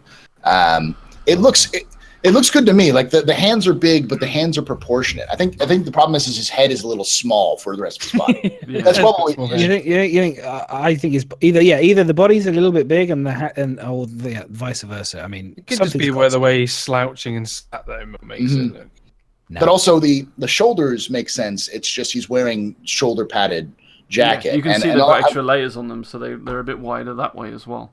Yeah, and the thing is that and a lot of people are like, that looks stupid. It's like they've made it look a little bit better than it used to, for sure. It's a little bit more rugged and looks a little bit less. But at the same time, sorry, I really like the old jacket. And they did talk about that in the chat thing. Actually, they talked about. I think one of the guys was saying. I don't know if I've got the link in. Anyway, they were saying how the community kind of pretty much slammed Miles Eckhart in Reddit and how they because everyone's a freaking fashion critic. Like at the end of the day, it's my business, man. At the end of the day, like the reason why they did that was because it's a jacket you can purchase in game, and so they were trying to make the jackets not be unique, like the clothing not unique to NPCs. That all the clothing you see on all the NPCs is stuff you can buy, and that jacket is we've seen like in bug reports, like or in bug like they talked about like. And one of the same ones they had about with showing Miles Eckhart, where everyone's like, "Honey, your shoulders are just too big for this season." I think it's important that we give feedback though back in terms of if people naturally go, "Oh, that's a bit weird," but we'll kind of accept it. Then they think that's acceptable. Whereas if we say, guys, look, I'm not being funny, but everything else, like if we're constructive with it and say, look, the face looks fantastic, the setting looks great, the lights look fantastic. I mean, it looks really, really good, but then your body work is just off. Do you know what I mean? It just doesn't feel like it's not as realistic as the rest of it. I feel a bit like they spent a lot of time on the face, like a lot of work has gone on the sort of facial actions and animation and mocap and everything. Maybe less so than on the body. Even the hand skin looks fantastic. Like the hand skin looks amazing. It's just a bit big, but I mean the hand skin looks wonderful, and like everything looks like the way he's holding the cup, and like I just watch him and the movements and stuff look good. It's the way the arm links into the shoulder for me is my biggest kind of. It feels just weird. Do you know what I mean? Like Uncanny Valley would be the best way to describe it. It doesn't feel quite right. And I'm sure they're on it. I'm sure they're improving it. But if they're not, I'm telling them it's not great. I'm telling them I'm gonna go there and tell you. Carry on. Many things. Many. Well, should make a the show. The pilot jacket was good. The pilot jacket was great. I still preferred the old jacket. I would like them to have done it just again. It's a bit like the Gladius. They keep changing things that don't just improve what's already there rather than changing it to something different. They would save themselves. They would like everyone kind of enjoyed Miles Eckhart. Nobody said Miles Eckhart like clothing looked terrible, did they? I mean, did anybody say that Miles Eckhart was terrible? So why did they punish themselves? Somebody was like, "Hey guys, I got a great idea. We're going to put a new costume that everybody's never seen before and risk them." It's like it has a lot to do with what they're trying to do is make sure that every single character in the game has player clothing that the player can buy, and I think the players can purchase that jacket. And for us, for some people, it's like, "Oh, that looks terrible for Miles Eckhart," but it's a jacket they had that fit the motif of what they're going for, and the jacket itself has improved since the last time we've seen it. It's it's just clipping through the table, but that's the reason why they did it. Do you think we should be able to buy Miles his jacket though? Seriously? Yeah, why not? Do you think we should be able to have his jacket? Yeah, why not? Yeah. He's fashion conscious. What is not unique to him? It's not got his name tag on it or anything. So, I think it should. I think he should be. Isn't he like? Okay, I don't know the backstory of Miles, so I'll have to dig into it. I'll come back to you guys later. So Miles, like I don't expect everyone to have a custom tailored jacket from Gucci or Versace, like running around, be like, "Oh, I have the only jacket in existence that looks this cool, like, or even this bad." At the end of the day, every person, for immersion reasons, it makes sense that every person in the game will have a piece of clothing on that has been manufactured, that so you could probably find if you looked around for it. And Miles Eckhart, at the end of the day, his whole story is that he is a leader of a very powerful mercenary organization that exists on the edge of space, like on the edge of controlled space. And he does some things that are legal, some things that are not so legal, but he's a very powerful man in the area. And so it serves him best to look like everybody else, not necessarily look to stand out, because his job is to do things that are sometimes not so legal. So if he looks like flashy with a brand new suit, you know, yeah, he doesn't want to stand out. The whole point is he's blending in. You're going in and having a sort of conversation with someone that doesn't want to be seen as such. You know, the way he sort of beckons you over, kind of thing. Yeah, I mean, I get that. I got like like he's kind of this cool guy that's maybe there could be a story behind his apparel. There could be some kind of clever something that's a bit more unique to him that we can't copy. I just thinking like I don't think he's a top tier. I don't see. You don't think he's a top. Basically. I just thought there would be. I thought maybe there was going to be like a cool kind of backstory, and maybe I don't know. I'm thinking of like other like films, like like Han Solo, for example. You don't really see anybody else wearing the black vest and white kind of thing walking around in the background. It kind of diminishes his aura. You know what I mean? I hear what you're saying in terms of like. I think you're this worrying is the jacket. You're worrying far too much. Okay, I think we'll move on. Look, come on, you've gone too much on this. It's just a jacket, right? It's still in construction, so he just wants to tell his own goddamn jacket. Special he is. We don't know yet. I mean, and don't forget, he's going to go through lots of iterations anyway.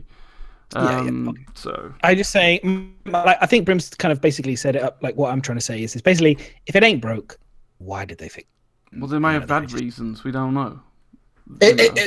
Honestly, I think the biggest reasons is that the actual clothing that they had him on was a custom-made skin rather than actual pieces of clothing. And custom. But the thing is that a custom skin is not the same as clothing, and it may be that the clothing that they were looking at, Chris could have looked at it and said, "That looks like garbage. I don't want to have that as a piece of clothing." So we change it to leather shoulder pads. Yeah, it was a good choice. Yeah.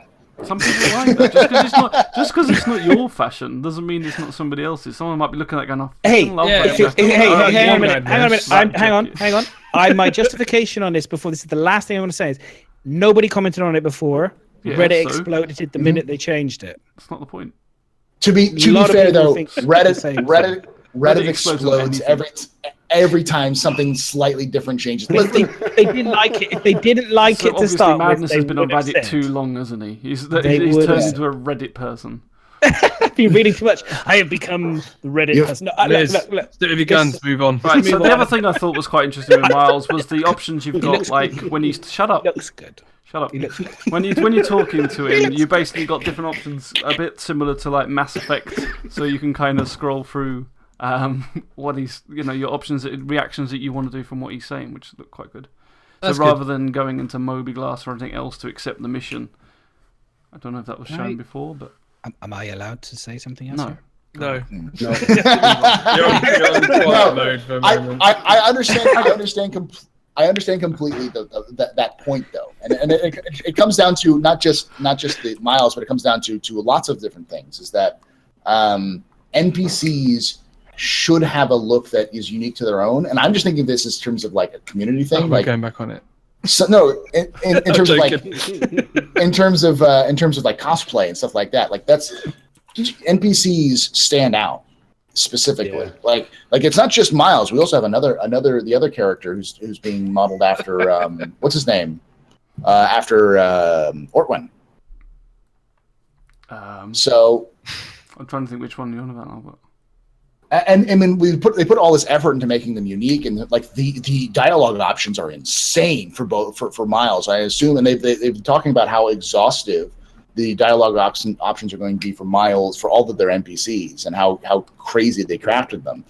after taking all that time to craft all of these NPCs, they need to make them so that people recognize them at a glance. And so making them stand out for sure is important. Is probably an important thing. So I understand the whole idea of this NPC needs to look good. I don't like the way he looks, but at the same time, fuck Reddit. Fuck Reddit. Am I being vindicated here?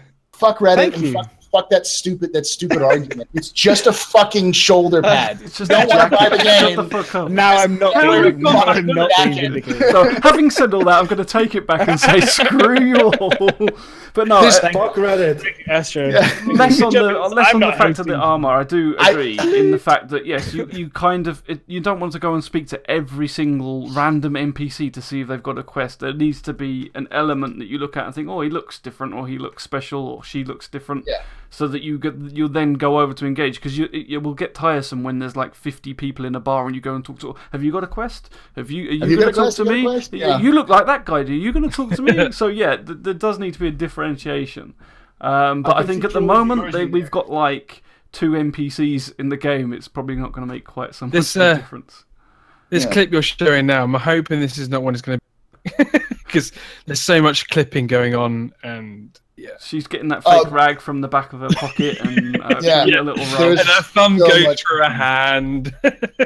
Well, no, even Miles' jacket clipped. Half his body was clipping through the table. Yeah, do you know what I was going to say? Actually, what I was going to say on that one. Did you notice he moved his hands to his arm, which is the same animation I believe from Gamescom, where he had some sort of thing going on his. So he had a glass in his hand. Yeah, so he had a glass in his right hand, and then he moved his hand over when he was doing the missions to kind of indicate. Moby glass. I guess that's going to be his Moby. I'm guessing the animation's not finished. He'll maybe bring up a Moby glass, or it's just our Moby. It felt weird, like he was moving his hand on his arm, where we all know we're going to have like kind of the Pip-Boy kind of thing. Yeah. So I'm guessing everyone's going to have Pip-Boys on. Because he had it before, didn't he? But I think that clip was more showing what they were trying to say is they've got the animation of them interacting with the objects on the table. Yeah. So there's a cup now, I can pick it up, and it's not because they've forced the animation. It's not going through a cycle as such. It's that it recognises there's a cup there and picks it up, I think. Like this woman picks up. She does what we all do when we're lazy. Rag from your back pocket. We just wipe it. Yeah, we just go fuck this shit. We're just going to sweep it with our hands. The crumbs are going on to the floor, and we'll hoover it up later. That's pretty much. Just a little bum squeeze. But the question is, if you put a glass in front of her, is she going to just knock it on the floor, or will she recognise? Will she pick it? Would she know or knock it over? Well, that's the thing. Click through it. That's the thing, is that we're dealing with a rough pass at this point. Like, I don't even know if they'll still have clipping in 3.0 and all that kind of stuff. It happens. It happens in AAA, like Fallout. It happens all the damn time where people clip through shit. And Mass Effect is notorious for that kind of stuff. It's how much polish you want to put on it before releasing it, and I think to a degree we'll see that polish with 3.0. But I don't think we'll see these people in 3.0. But this is obviously a first pass. Like, she's wiping down the table with an invisible rag, and Miles is playing with his invisible Moba glass. But those things need to exist in game for them to actually, function. Just getting the animations down is the hardest part. Yeah. Like raising the hand up a couple centimeters to make sure that they don't clip through the bar is the big one. So or like the belly kind of clipping through the table. Yeah. You don't know him. Maybe he just has this phase technology. He's stealth, isn't he? That's what he's got. He's not really there. It's a hologram. He's a hologram. That's exactly. That's why he's clicking through things. So the next thing was they just to do with they've doing some more improvement on the cockpits. And they've also moved the effects that you have on the cockpits into the turrets, basically. So where you can pass out and things like that. And I think like the impact they've been working a lot on, how you sway side to side if you turn too fast and things like that. So I think that's gonna iterate up to the cockpits as well, and pass out. And you can passing out. So that's pretty cool. Oh yes, I like this actually. I watched it and I was like. Yeah, that's cool. That's right. At least you know if your pilot's any good or not. That's all right. I keep passing out. I mean, again, it's really, I thought that was impressive actually. as an extra little thing to do. They didn't need to do it, but it's like, yeah, we're going to do this. Some more good fighting play when you're going up a shit Connie and they've got people in the turrets. If you can make them do a hard turn, you know you've pretty much turrets are so overpowered at the moment. We need people passing out. Yeah. Well, they need to make sure that they definitely need to look at all the turrets' visibility in terms of the view and what you can see. Because again, I'm going to go back to this. There seems to be this obsession with showing us animation of guns doing things, whereas the reality is if I was really building a turret or a machine that's going to aim at things and shoot at things, the last thing I want interfering with my field of view is anything. Anything. I just want clear visibility. Is clear. Yeah, shoulder pads. Is visibility. Do you know what I mean? I don't want nothing. Nothing should interfere. It should be as clean as possible. Now I know they want to, add a little bit of kind of like artistic whatever, but honestly, like I've been in the Cutlass one and I've been in some of the other ones, and they have these huge mounts next to you where you've got no like peripheral vision is completely interrupted. You can't see anything. So literally, you only have a few seconds when a ship moves in front of you to be able to go, there's my target. You have to kind of know and move the thing. I feel like they need to really look at all of their visibility, not just the helmet HUDs, because they had the same thing with the helmet HUDs where everyone was like, hang on a minute, we've got these gorgeous helmets, but we can't see shit. And so they've had to change the helmet so you can see better visibility. Yeah. They need to do the same for the turrets as well. Don't you think that is balance as well, Madness? Sorry, that was a bit of a rant, but yeah. Don't you think that is for balancing as well? So if you would have a clear view around that turret, you would be even more overpowered than you already are, basically. You know what I mean? We'll see that. But they have said, my interpretation of that is that we want any reason to include players in turrets, because right now turrets are broken. Like, they suck. No one uses them. Yeah. And if you only new people use them, only new players use them, and then they realize how shit they are, and then get out of them. Just get in Aurora, you'll be better in Aurora, kind of thing. But eventually, if they make it so that you have much better visibility in a turret, then suddenly it becomes, I can put a player in that turret, and that turret is going to be a much more effective tool than if it just sits there empty. I think that's probably a balance. There's no point in them adding G-safe and everything else and making them pass out if the turret's shit in the first place. Because if you're making it worse for the person in it, they're really not going to use it. That's where it comes back to everything.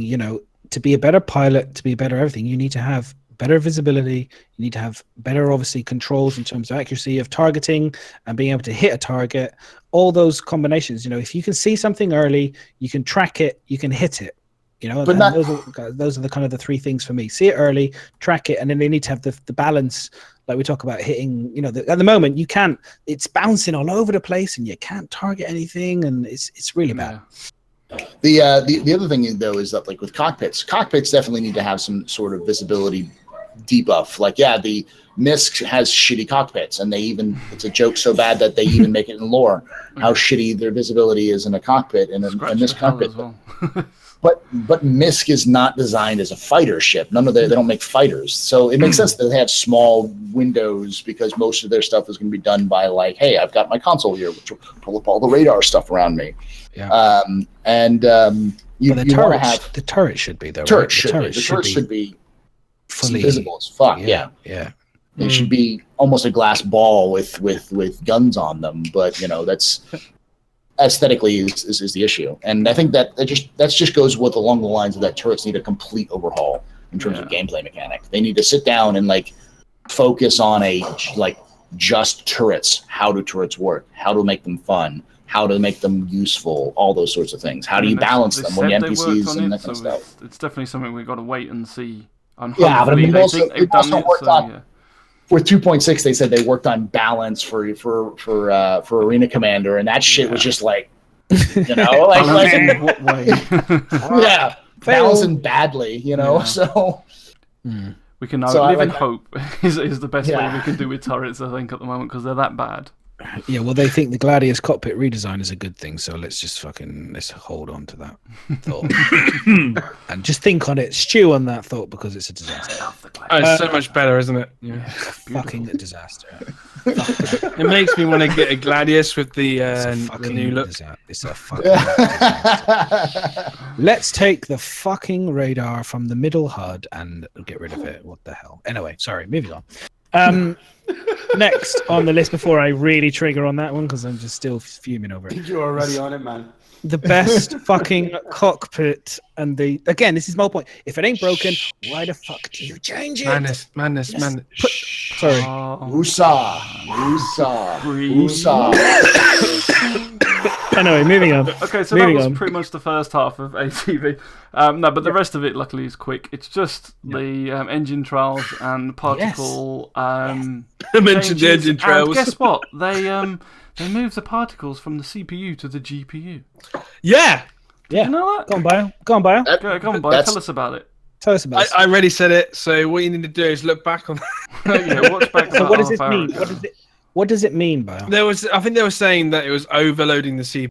It was making it go quite high when it didn't need to.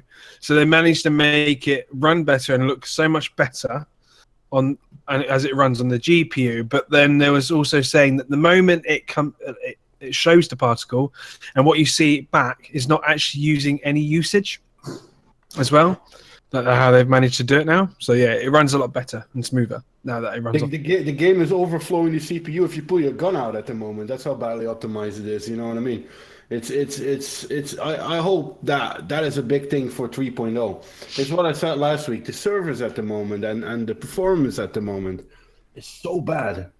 Well, this is sorry. Go Astro. You're far more important than I am. Carry on. Go for it, Madness. Go for it. Go on the rant. I'll let you rant. Don't let him rant again. He's already had to. I'm gonna keep my little. I'll keep it really short and sweet. The reality is, the reality is that they are moving. Go on, they're moving servers around for the Evocati guys. They're moving resources around at the moment. We are going to experience a bit shit. If you've been on any of the previous patches, you will know very quickly that this shit happens when you have major patches coming. Performance does seem to take a bit of a dive. So for me, optimization as well is something you're going to do later on. Why would they optimize now? They've got so much more shit that needs to come into the game. They'll do it a little bit at a time. They're going to have to stress test all this shit's going on. So I want them to, but the truth is they have to do it at their pace. So it's on them.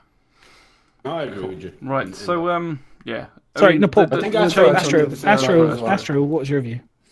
So the answer is that basically they're going to have to there's going to some optimization they had to do, they just had to do for lighting and just shit to make the game even work. They had to do some optimization passes to make things lighter on terms of the load. That's the kind of optimization you should expect going forward. Is stuff that makes it so that the game can function that they need to optimize right away. Other than that, there is literally nothing else that they need to really focus on. So as a result, what we're going to do is we're going to get some. Sorry, it's my wife pulling stuff out. I have the same thing. My wife's usually drawing a knife. We have amazing acoustics in our new place, so it's like I can hear from down the stairs in around the corner sort of thing when before I could barely hear anything. She's like, it's my house. I pay half the motherfucking rent, motherfucker. Yeah, exactly.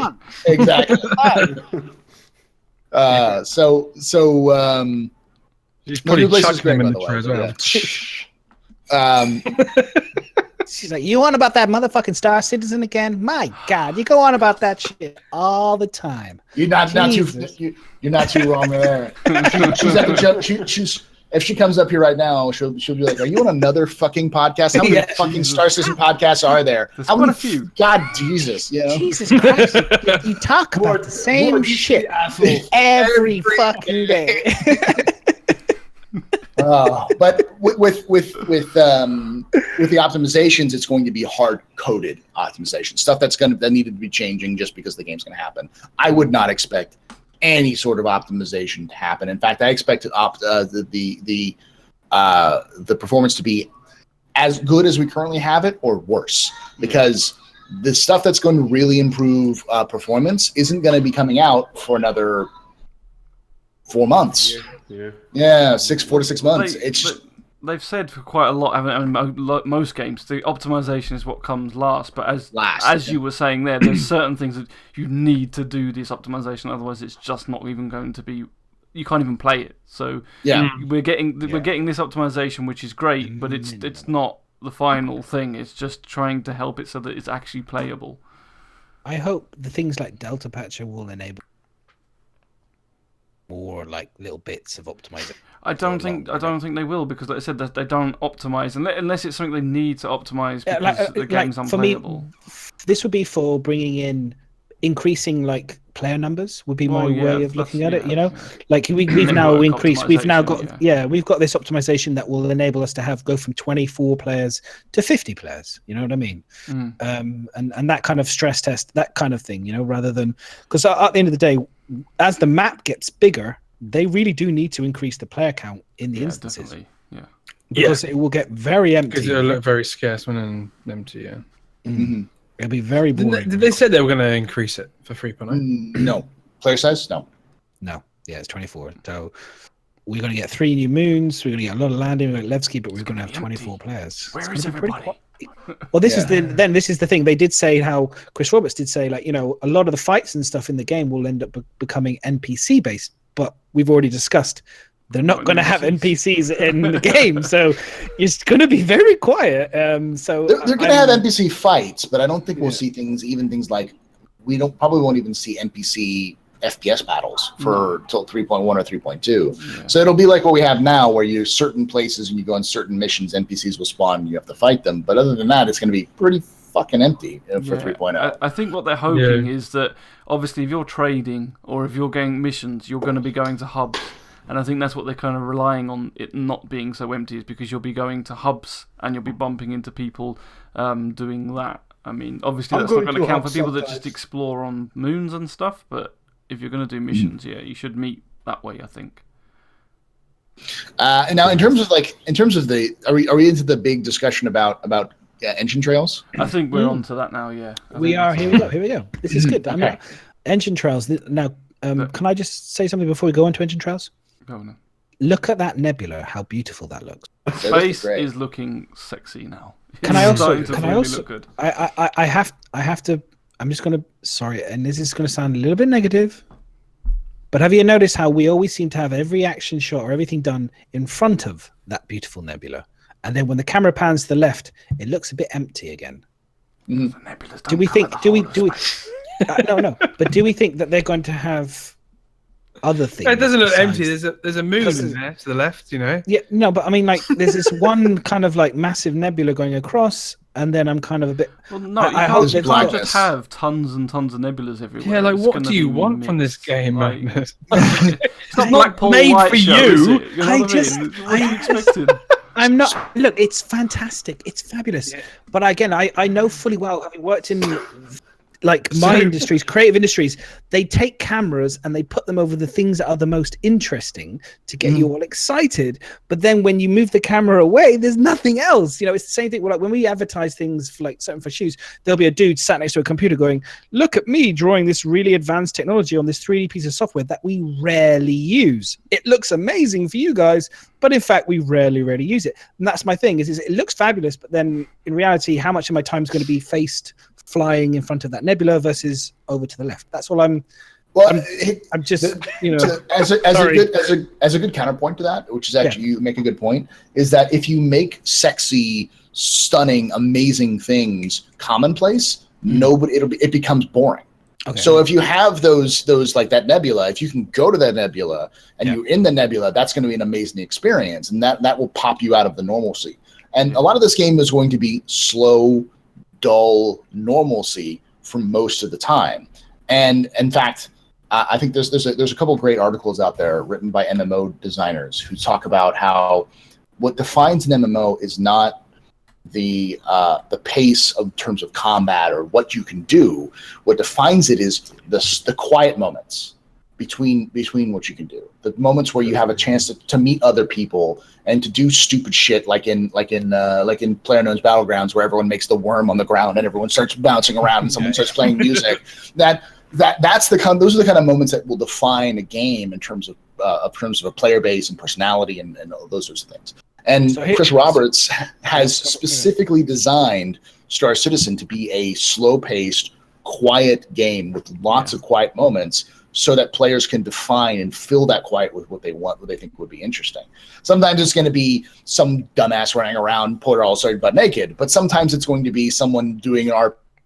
Like even in Port All-Star, not Port All-Star, in ArcCore today, there are people who will do tours for new players. Yeah. Let's say, oh, we'll get new players and come to my server, and I'll show you around ArcCore and tell you about all the different parts of it and that kind of stuff. And you'll see this like a little tour group that walks around with one guy leading it across the way, and that's something that's completely player driven. That players created as a way to like say, hey, let's help players out a little bit. It's not even RP. It's more than just like, it's more just people like, hey, this is what this place is. This is where you'll go to get your ships and that kind of stuff like that. It was kind of a nice little filler. So you say, Paul, people want to make their own story. You know, people want to make their own stories, and you need a bit of quiet space to make those own stories. You know, if it's constantly people running around. It's an example from earlier. If everyone would wear Miles Eckhart's jacket, I could see trolls standing in that bar with the 60 of them wearing that same jacket, and you're trying to find Mr. Eckhart. You know what I mean? Yeah. It makes some great experiences. So leather shoulder pads.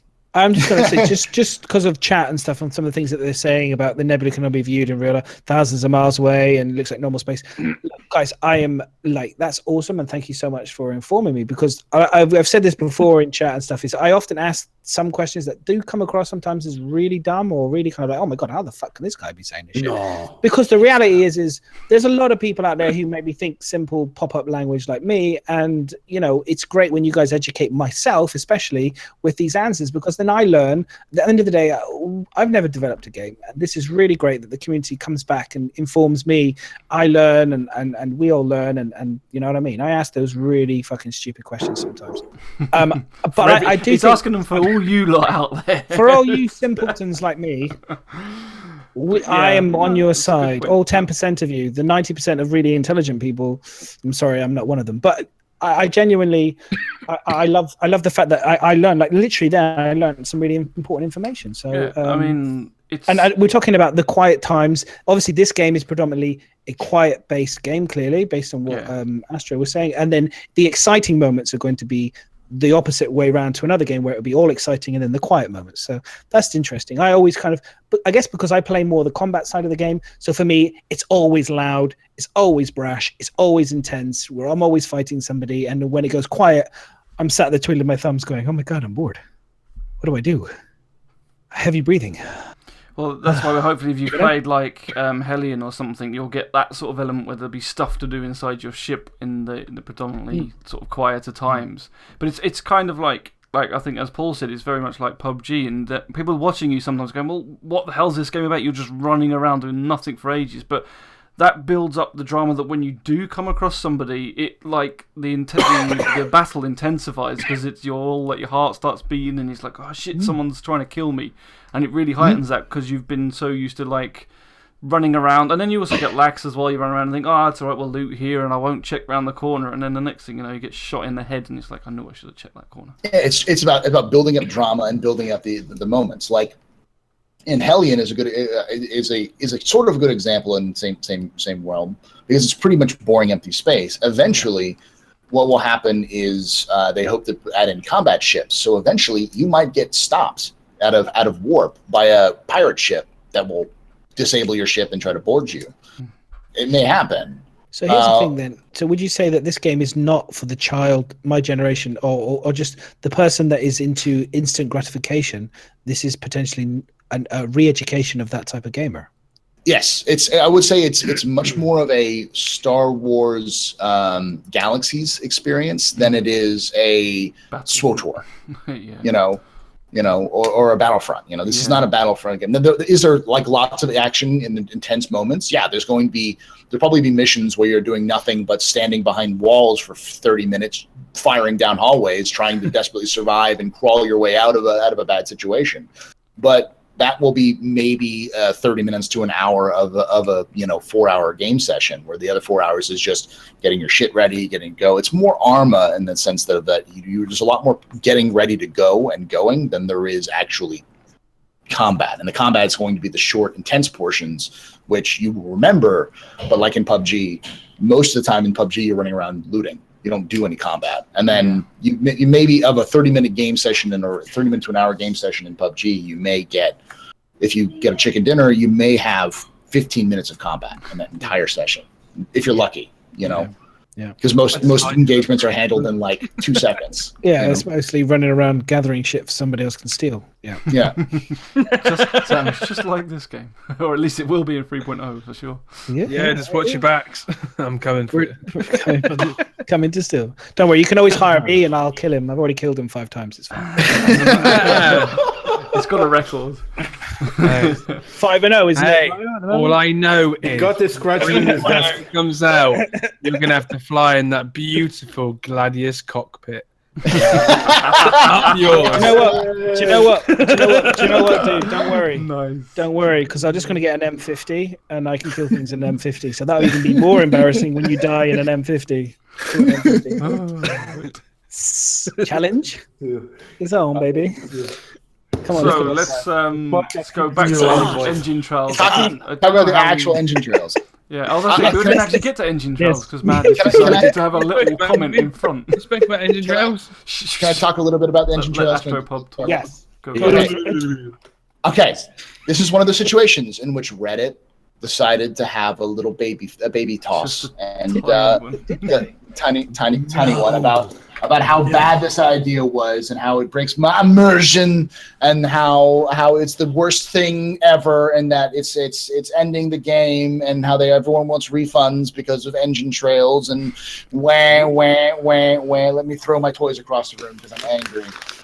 You know, and they've explained it pretty well, and I'm going to explain this again. The first thing I want to say though is it's been in the game. Engine trails have been in the game for a long time. They took them out, I think, briefly recently, but in the past, they've been in the game before. And the only reason why they took them out was because they were resource intensive and there's lots of other things, and so they took them out as a result. But there's been engine trails pretty much in every single Chris Roberts game. There's engine trails in EVE.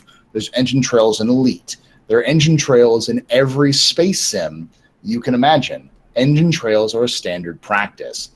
They are there mostly for gameplay purposes. So you can see a ship that's, a couple 100 meters away. It's not you're not going to see those trails any longer than that. And even in this case, you can barely see the trails in the distance as when you're looking at them. They're there for gameplay purposes. If they don't meet your aesthetics, you won't even notice them really. In the long term, there was a screenshot somewhere on the internet, and someone had put the trials from one other game, and then the trials in Star Citizen. And what they've put here, and you can see, like you just said, is that they're quite subtle.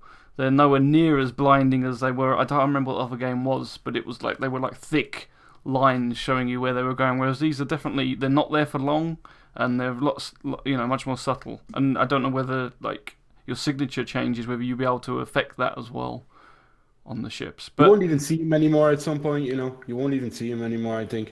You won't even notice they're there, other than for gameplay, as Astro says, gameplay usages, people that want to track people down, players like Bio, why they want to chase people down for ships, and I think you need such a thing, You need such a thing to keep that element of gameplay interesting. And I think the main thing that Reddit's missing is that Chris Roberts likes it. And guess what? He's building his game, which he said right from the start. I'm building my game. And you could tell in the ATV when he's waving his hands all over the place, he loved those engine trails. We dumbasses give him 150 million to build. Is it realistic? No.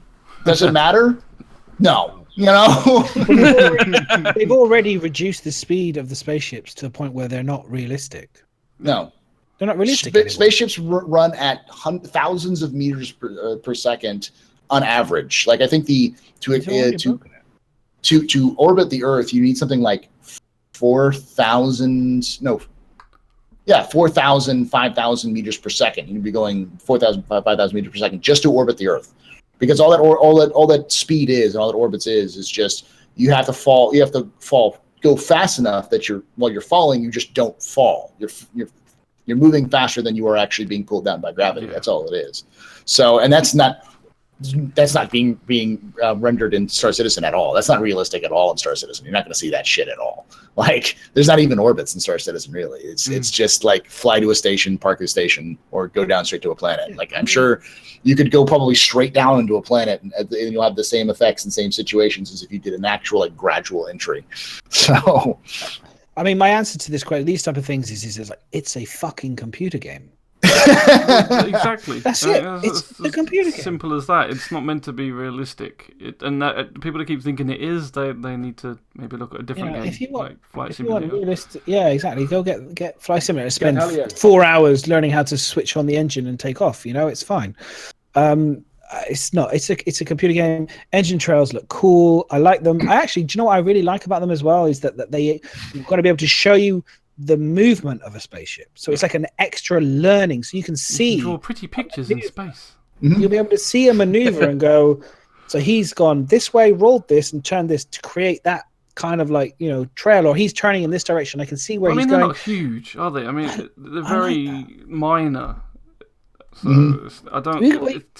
People just mine for sake of it. I make some really nice screenshots for me, so I'm happy with that. Yeah, again, it's fine. I think that there's a balance between, obviously it's a game, and then obviously it's a game. I mean, the restock stuff that you get in Arena Commander, that definitely kind of arcadey style of pickups does not need to be in game. Please do not implement that in the PU. Please don't ever implement that in the game.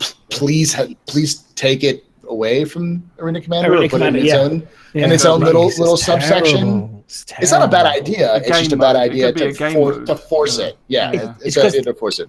It's because they've got no other ideas in terms of being able to keep people alive and fighting. But it doesn't really prepare people for when they go into the PU. It's like it was before in 2.5. It was far better.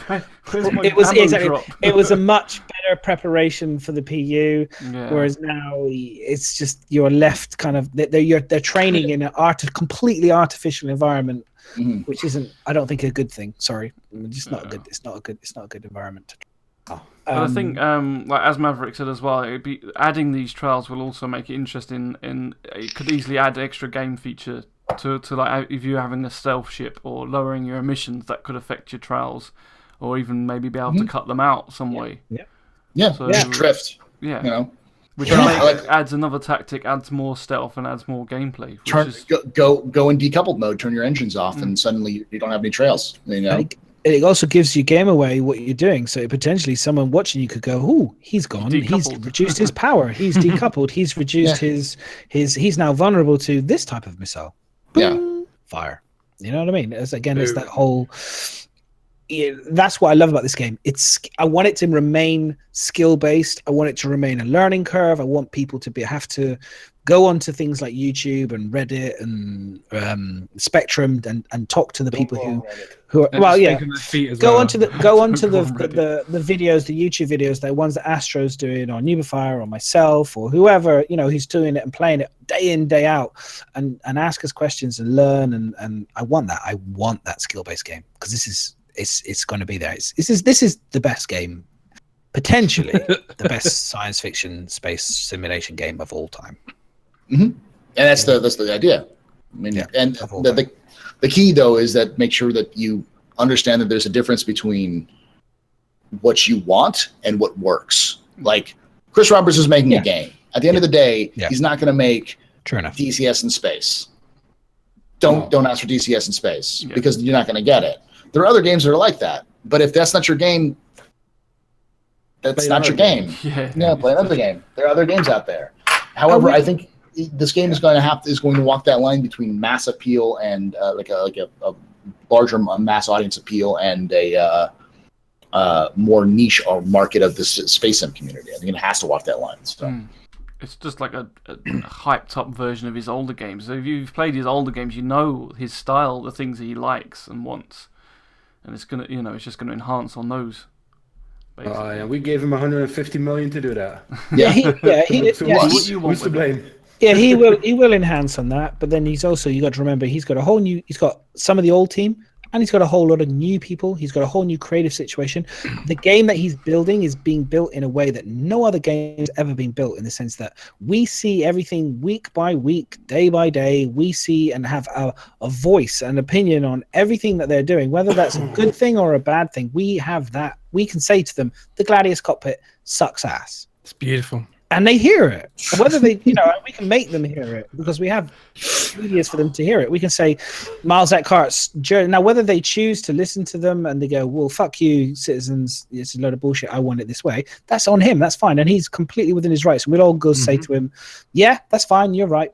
It's a terrible idea, but that's fine. We'll accept it. But we'll complain about it. But yeah, exactly. We'll complain about it. But at the end of the day, we will ultimately go, okay, fine. And then we might go, you were right. You were right, Chris. Actually, that was probably the right thing to do. Yeah. And that's fine. That's totally cool. All these changes in madness, there's probably reasons for it as well. For everything is a reason, Yeah. If you don't get the full picture. If he didn't want the pilot jacket in the first place, he wouldn't have put it on there. My God, but then they find out that it doesn't work, so they need to change it. Same with the Gladius cockpit. Same with everything. There might be a reason why they had to change. There will be a reason why they had to change it. Well, most ships got changed in 2.0 because of item 2.0, and it could be linked to that. Yeah. It may not be. We don't know until we get more information on there, and they may even go through and explain why they've done some changes on the ship today. You just don't know. Who knows? Anyway, that's pretty much everything. I think we've said enough on the engine trials, unless anyone else has got anything they want to add. They look cool. They look great. Do look cool. I like them. Hopefully we can change the colour of them and things like that. We never know. But yeah, I like them. I like them. The Nebula looks beautiful. The space looks beautiful. I think the people who are going to be filming for these wonderful videos that they do on YouTube and stuff are going to have a field day with 3.0. Yeah. They're going to go crazy with this shit. It's going to be so every week MVP will be another person doing an amazing video, screenshots and videos because it looks great. I know that I've spoken to many CIG guys who've whispered me and said to me on when I've been chatting and stuff, they've all been telling me they cannot wait for us to get hold. And I'm sure it's the same with all these other guys here. They can't wait for us to get hold of 3.0. I know the guys in every department are excited for it. We all are excited for it. We just want to play fucking 3.0. So hurry the fuck up. I just want to be able to play a patch that... Get it out! We want to play this shit. I can't wait. I can't wait for 3.0 because it'll be a patch that we're not having to force ourselves to feel like we have to play the game. It'll be that one patch that we can just continue going. Go, has 3.1 come out? Oh, bloody hell, that was quick. I'm going to say this. I will happily not do a podcast for the next 2 weeks if they can get 3.0 out next week. Yes, we get them off. We will be doing a podcast. Weeks, get them off. No ATVs. Oh, yeah, we'll do it. We just won't have Mandus on ranting. They don't need ATVs. Anyway, never shoulder pad. Come on. So we've got a few questions. Let's go through those. So the first question is from Ubernerd, and he wants to know, for everybody, is anyone going to do a non-stop stream circumventing a moon in a 3.0? Yes, I know. Going around the whole thing. I know at least 4 people who are doing it. What, non-stop stream? Who plan on it? One of the I know. How many hours did they say it was going to take for the moon? 15 hours. 15 hours. So I expect someone to do a 24-hour live stream easily. Yeah, that's doable. I won't be. Is that literally walking from what? Is that literally walking around the whole entire thing? No, probably on a bike or something. On foot, it's going to be a long week. Yeah. With all the crashes, maybe. I could just leave the stream running and not be there. Nox. And just have auto I think they said it was something. about 15 hours on a Nox or something ridiculous. I'll give it a go. Definitely, I think it'd be fun. I'll be watching somebody else and dropping in to say hi and congratulate. Yeah. You come watch me then, Landis. No. I will watch you. You have to do it permanently, so you are going to have to. I want to see the nappy that you got before and the nappy afterwards, because you're not allowed to leave your desk. You have to sit there all the time. I want to know that you. Oh no, man nappy. You can stop for little stop hits and go for a toilet break. Overrated. So the next question is from Mad Rambo, and he wants to know: did you all see the oxygen meter in the last ATV? Do we know any more on it? And it looks like it's set for release in 3.0. Yes, oxygen's going to be in 3.0. Yeah, they did say quite a lot I don't know if it's the last ATV or the one before, but quite a lot about it in terms of The one before, balancing the oxygen in your suits, and there'll be other gases that can affect it and stuff. So, and there was a big section about running and how much oxygen you use up by running. We haven't been made clear what will happen if you need to refill your tank and how that's going to happen. So these people that if they're going to walk the moon and they run out of oxygen, how are they going to get more oxygen back? So we don't know yet. Yeah, they talked about all that stuff. Yeah. So yeah, it's like a hybrid car. You can stick your suit in somewhere in the middle of the moon, you know. Sit down, wait till it's charged. And I don't want to say too much Hellion, but in Hellion you hang your suit on something. You put your stuff in that generates the oxygen. It recharges and you can go out again. Basically, it's obviously a bit harder if you're walking the moon because you're not going to be able to stop easily somewhere. But they said that they did. I mean, you probably touched on it. They did say the environment will affect the amount of oxygen in your blood, though, right? So, yeah. They talked about obviously in certain planets and stuff have different There's oxygen lots of levels. things that are going to affect it. Yeah. Yeah. So. Yeah. Cool. Okay. And the next question is Mad Rambo, and he's just put, just to confirm, Bin Senwig is my name on the list. Yes, Rambo, your name is on the list. You broke out there, mate. Rambo, you're on the list, mate. You will be on the show. Everybody, Mad Rambo will be on the show. We will have. We'll make it happen. Don't worry. We'll Is he inviting himself now? It'll be the time that Madness will probably be quiet for the whole. Yes. Because he'll be like crying where Rambo will be just saying. Comes on with his Ewins t-shirt. I'll hand mine over. Oh, it's still a sore spot there. So the next question is she to me. I don't know how you say that name. I'm sorry. I haven't drunk enough to say that name. Time. She what? She time, isn't it? Yeah, that one. On Happy Hour, it was mentioned that the flight model is not concrete for 3.0. What qualms do you currently have with the flight model, or do you like it as it is? Did they say it's not concrete? So who's that? Is that for everyone? Yeah. Yeah. All right, I spoke about this last week. I think that the flight model needs small tweaks, but I think it's pretty close. I like it. Yeah. There needs to be something about like the boost mechanic works, but the boost mechanic needs to have a toggle switch. Like you hit a boost, you can hit a toggle boost, and you'll go maximum boost, but then you're locked in and you can't move at all until you hit the button again. Because like not necessarily like the cruise speed style, but something. Fuck it, just bring back cruise speed at that point. Because like Astro, we'll speak off air, and I will have a chat with you about that.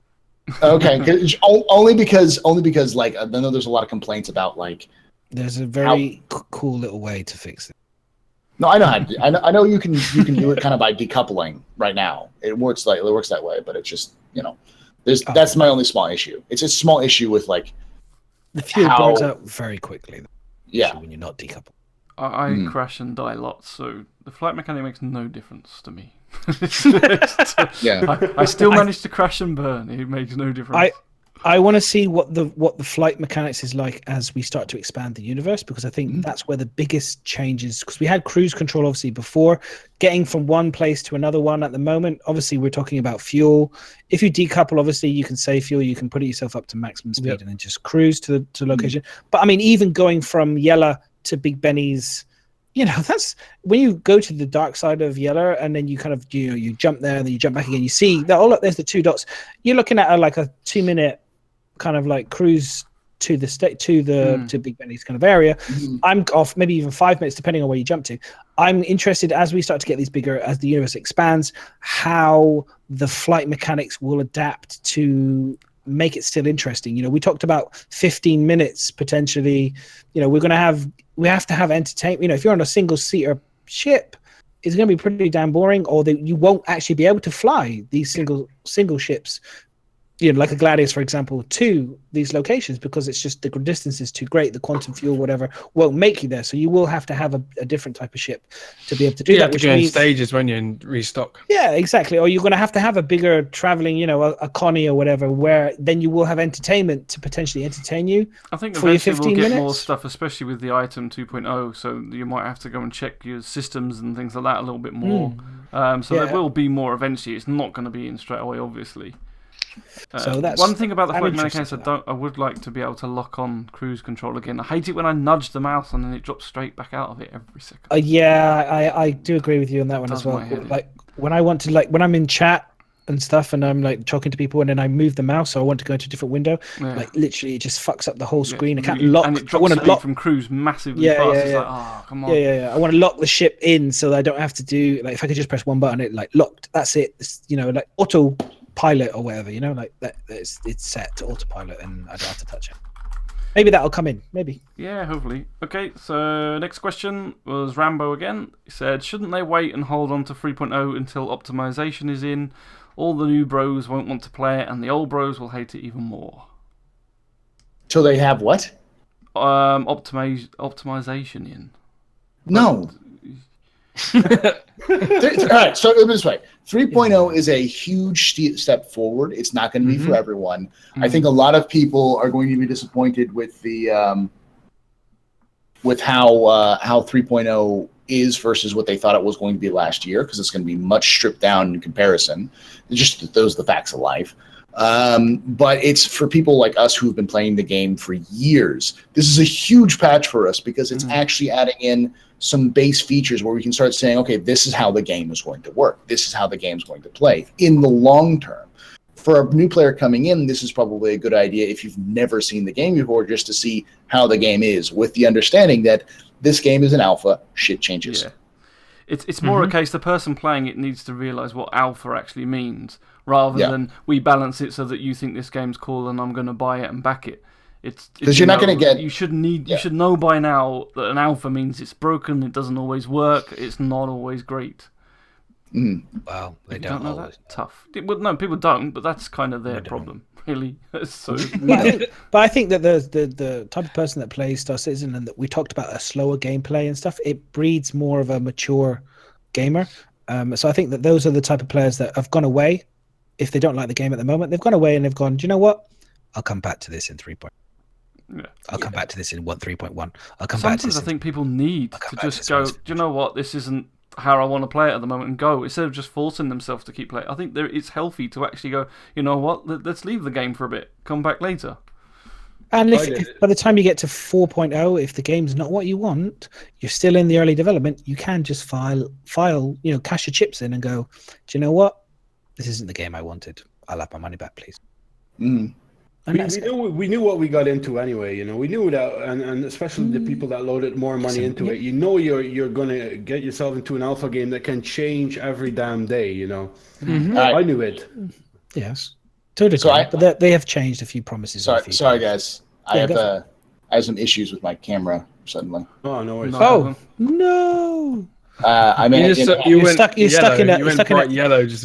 a handsome pose right there. Nah, I've got back to a green screen though. Yeah, because my XSplit crashed. So no, it's okay. Don't worry. I can still see your handsome face on my screen. You're looking good, Paul. Handsome as always. Still looking good. Yeah. No. Where were we, guys? Answering that question. Yes, optimization. Yeah. Fuck it. Wait and see. So, next question again from Rambo is: do you think ship combat should be closer so we can see the ship, or as a streamer, the viewers can see, or possibly a view on the HUD, a close-up of the ship moving, etc. could be a good addition. I think you can't really have it much closer because you've got ships flying at speed. It's just I can't see how you can have a closer than it is now. I mean, they've tried to slow it down so that you can kind of look at the ships that you're shooting at. It's going to change a lot when you come to bigger ships as well. You start shooting at the capital ships or bigger ones, you're going to obviously see them and probably fly past them a lot closer. I mean, if I fly any closer to ships, they will be just as smashed as I still do. But yeah, I don't know. DK, this is something I also need to squash real quickly. There's a lot of optimization coming with 3.0. There's also a lot of shit coming with 3.0. So optimization and new shit tends to cancel each other out. So I wouldn't expect... People are saying, oh, I can't wait to get a solid 60 FPS in PU. I can't either. But it's not going to happen next patch. It's probably not going to happen until, at the very earliest, 3.2. It may be worse. Because of how the things are, because they don't have they don't have all of the new netcode stuff that's supposed to increase performance. Things like being able to say, "Hey, that ship that's flying around yellow right now, I don't give a fuck about that ship. I give a fuck about what's going around here at Security Point Korea." That doesn't exist. It won't exist until 3.1 or 3.2 or even later. That whole like netcode side of things isn't there yet. So that's the reason why they're probably going to have less players. They're still going to have 24 players, probably maximum. And it's also the reason why optimization takes a hit now, is because literally everything has to update. A ship blows up on the other side of Crusader and you're on an ICC mission, guess what? Your ship has to register that. So that's why you have the whole game lag when like a new Caterpillar pops in.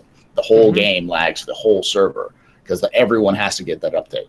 Once that is in, we'll start seeing better optimizations and they'll probably increase the player count. But until that happens, which is not going to be for a while, you're going to have lags. It's going to happen.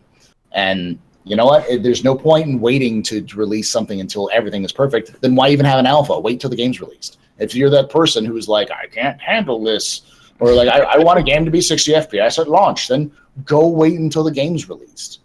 This game's not. There's plenty of other games out there right now. Just watch for now. I mean, they have said they've been optimizing the network code. I mean, they're always working on it. So they want to make it bigger and better. So they want to add more shit in. Exactly. You know what I mean? So they optimize it every time. Yeah. So the next question was from Maverick. He says, "How do you think the Nox will affect fast-paced ground assaults? Useless or not?" Depends how strong the Nox is and how easy. I mean, I don't know how much ground assaults. I mean, like we've not got bases to attack and stuff. I don't know how much, apart from just messing around, shooting each other on the bikes. I think the Nox will be that quick, though. It's going to be hard to kind of control in that kind of very close combat kind of quarters. As in, if he's thinking as in you're going to just mow down people, as in you go around them and you circle around them and shoot them down. I don't think you're going to be able to do that with a Nox, because I think it's just going to be so that powerful that you're not going to be able to control it in that way.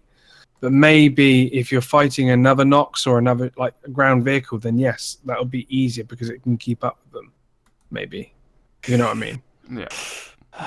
Yeah, I don't think the Nox will be used for combat as such, really. It's a fighter. There's a fighter and a racer.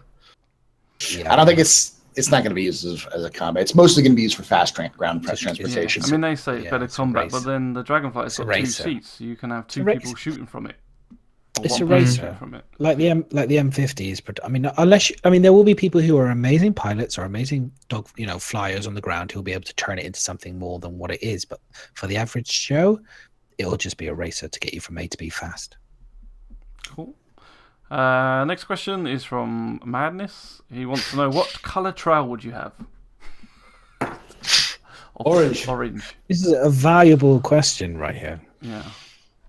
I don't like that shit. I don't think it will let you choose. Purple and green would be mine. Yeah. Astro, what color trail would you have on your Rainbow. Unicorns Rainbow. as well? Yeah, rainbow with sparkles, so I can be 9-cat everywhere I go. You know, I can just blast that out the speakers. Nice. I'm going to be honest with you guys. I hate that sort of shit. You have this in GTA as well, bro. But listen, this is something that I really feel for you. You have it in GTA where people have like the color tire smoke. Have you ever seen a fucking car with red fucking tire smoke? Yeah. You know what I mean? Unless they use freaking paint or something like that. They put it in they deliberately for the guys that do the. You never been to like one of these tire burnout places? No, man, I'm not interested in that shit. Someone get me a link on YouTube. They do it. They put the tires have actually got it in the thread. To color so that the color creates a color smoke. Listen, I'm burning fucking 300 pounds worth of fucking tires. I don't care what fucking color comes off it, you know what I mean? these guys care about it. It's a show. It's a show, exactly. Dude, seriously. But you're like these flight shows that you see above the canal or something. The red arrow. You know what I mean? The red arrows or something like that. I think that's dude. It's all for those dudes. It's all for that MVP. It's all for that top MVP place photo. on the MVP on the Wii. That's what it's for. Last question from Manis. When do you think we're going to get alien races? What? When do you think we're going to get alien races? I reckon about when it gets to like patches 4.0 onwards. I reckon. Probably after we get all the features. Once the features are in game and everything works and we have jumps, then we'll start seeing alien player, like not playable alien races. You know. Yeah, so, we won't even have women like the female model until it maybe 3.1. Yeah, you know, females with long hair. I thought they were going to put 3.0 women were going to be in. Nope. Female locomotion is set for 3.1. No, that's so disappointing. Now the thing was is that female locomotion was, they didn't say when female character models were going to be in. They just said female character locomotion was sometime in early July. That was a while ago. So female character model may make it into 3.0 because it's been so long since that. However, we don't know. Like, we have seen a lot of progress. They've made a lot of progress on the female character models for like the armor, like the light armor. And the face and the hair and the last couple. I mean, that we've seen the full body in terms of the walking, the animation. I mean, we've seen the last couple of ATVs. They keep dropping in, you know, a female figure really and everything. Close. Look how close we are. Here's the We clothes even have the we're female working on. bartender. Here's the animation. You know. Yeah. I think it might make it. I hope they do. They should do. I'd like it. It's important for the game. It's There's important for the audience, you know. I do think so. I think they should considering how late it's going to release. I would say that I would say as well that if it's going to release sometime in early to mid August, why not? Yeah. Like, you know, you're even just one figure, even if it was just like what we've got now. I can't just put one.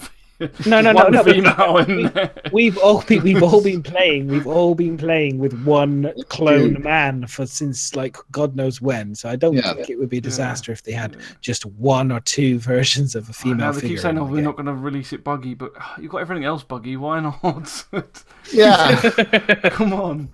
Okay, so that's all the questions. There was one thing I was going to ask, which was more about, I don't know, it's a bit random, but because of the item 2.0 and things we're going to get to use within the ships, I don't think they're going to be implemented straight, but like the escape pods that we can use. Someone was mentioning on Facebook about should we be able to survive if your ship explodes in a fight, which obviously if your ship explodes, I would say kind of the question's no, but then with the speed that your ships blow up at the moment, how viable are escape pods? Because like in the Freelancer, you die so quick, you haven't got time to get out of your seat, get into an escape pod and jump off.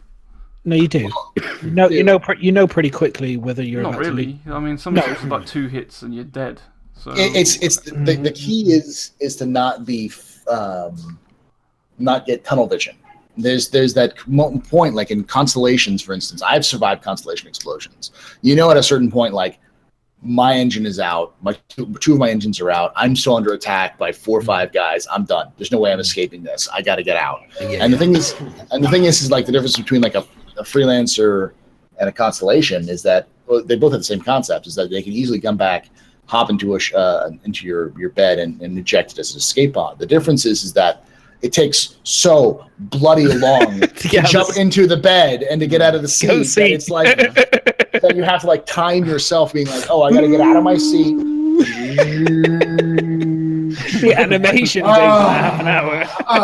You know, and then to get into the bed, just like, oh, I'm gonna grab this.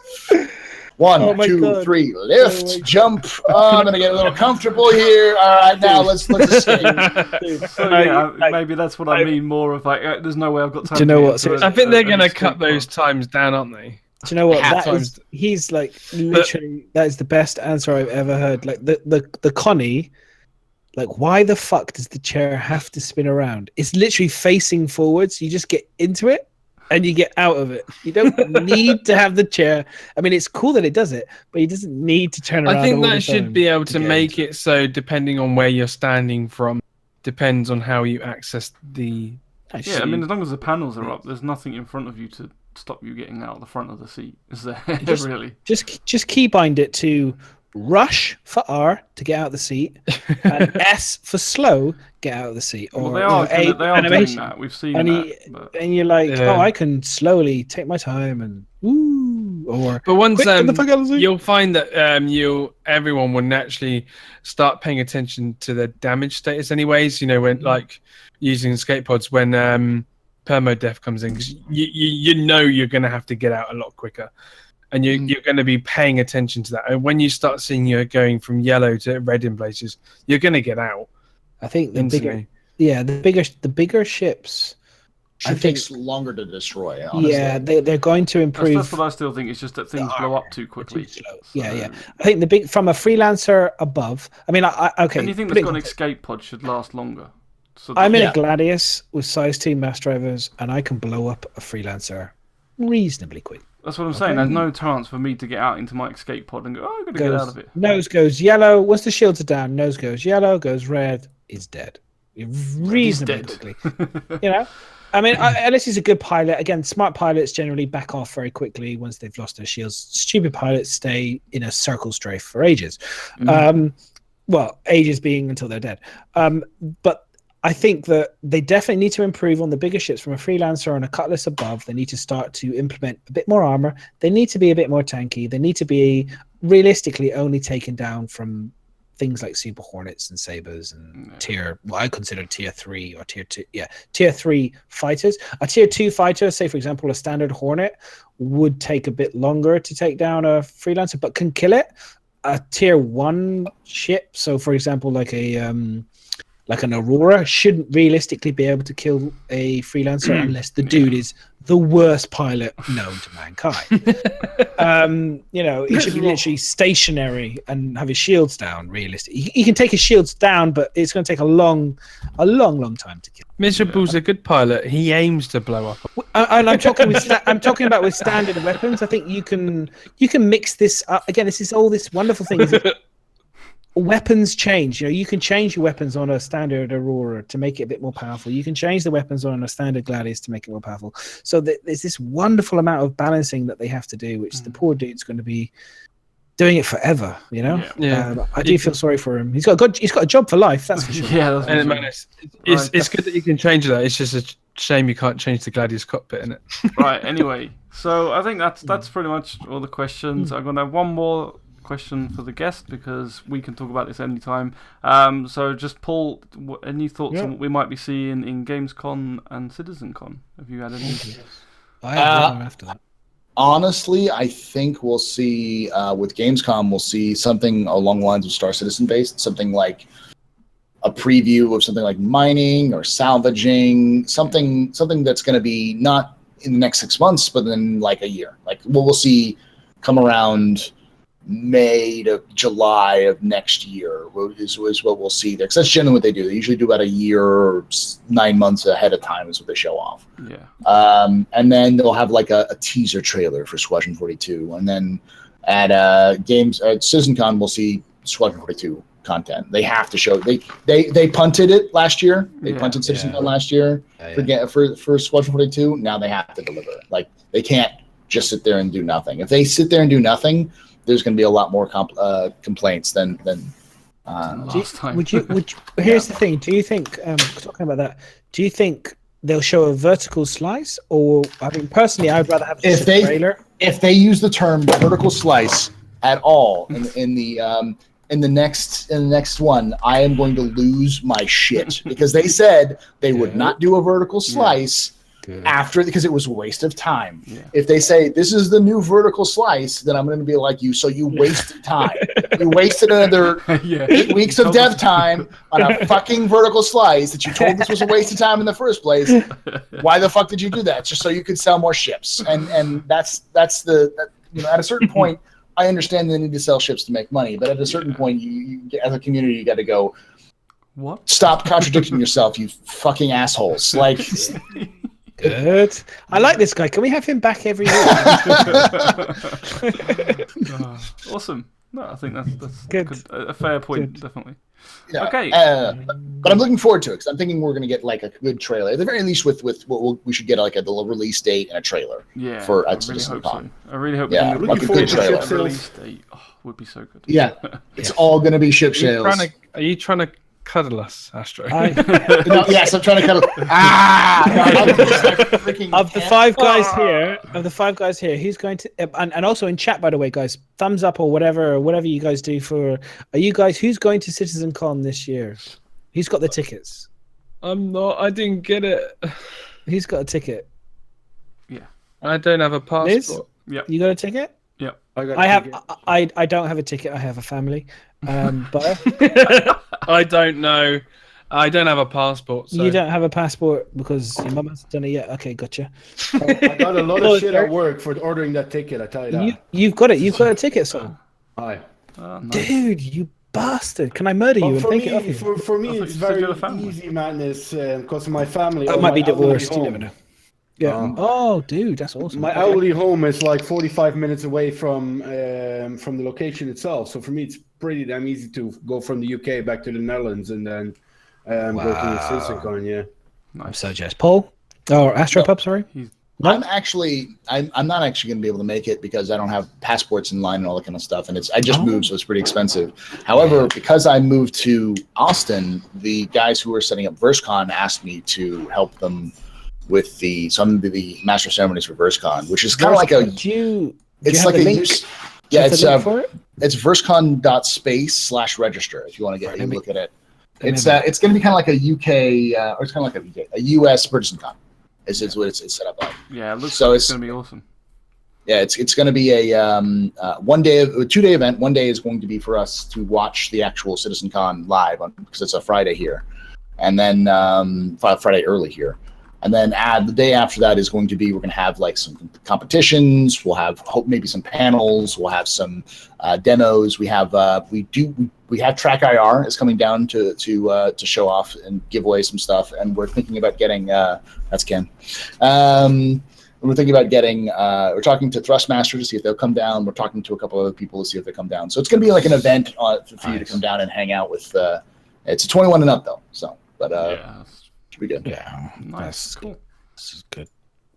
Alcohol, right? 21 in America. Yeah, it's the same reason for BritainCon. You had to be 18 and up. 18 and up. We get trusted at 8 with alcohol at 18 over here, but then they get guns. So we get guns at 16. Guns at 6. Guns at 6 years old. Okay, cool. So yeah, I think that's it. Really, we'll wrap it up. Thanks everybody for joining in chat. We'll just go around and see what everybody's doing this week, and then we'll end there. Paul, if you want to tell everybody what you're up to this week first. So tonight is going to be. I may not be going live tonight because of a lot of issues with my computer. But if I do go live tonight, we'll do an update in terms of talking about this week. And I go live at 7 p.m. Pacific, 10 p.m. Eastern, which I believe is 3 a.m. and maybe 2 a.m. British Summer Time. 2 a.m. Yeah. 4 a.m. Haven't we? An hour ahead of GMT, so it might even be 4. 4 a.m. by the way. Yeah. 4 a.m. Yeah. So I catch the 4 a.m. interview normally in the morning. Yeah. 4 a.m. and then I usually go for about 4 hours. I go Monday through Friday on that schedule. Thursdays being the only day that I don't stream now because I've got a D&D game. And then on Saturdays I do the Captain's Table, which is like a podcast like this where I bring in community members. We talk about Star Citizen, and it's new cast every week, except for me. You have to look at my ugly mug every week. And then that happens at 3 p.m. Pacific, 6 p.m. Eastern, 11 p.m. British Summer Time.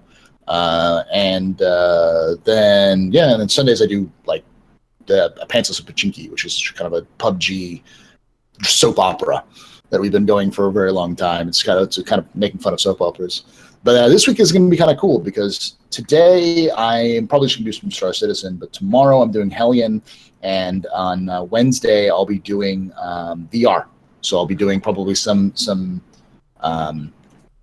ship, some Star Trek bridge crew with some friends. And if that doesn't work out, then there's a couple other cool VR space VR games I'm gonna be playing. So it'll be kind of cool. Nice, excellent. Solitary. I will be continuing on the branding, as I said earlier. I will be playing a bit more Hellion this week, as I'm really enjoying that one. Most definitely. On Friday we have. I'm going to reinstate what we used to do on a Sunday, where we basically get drunk with a viewer when Madness is done playing. Get drunk with a viewer.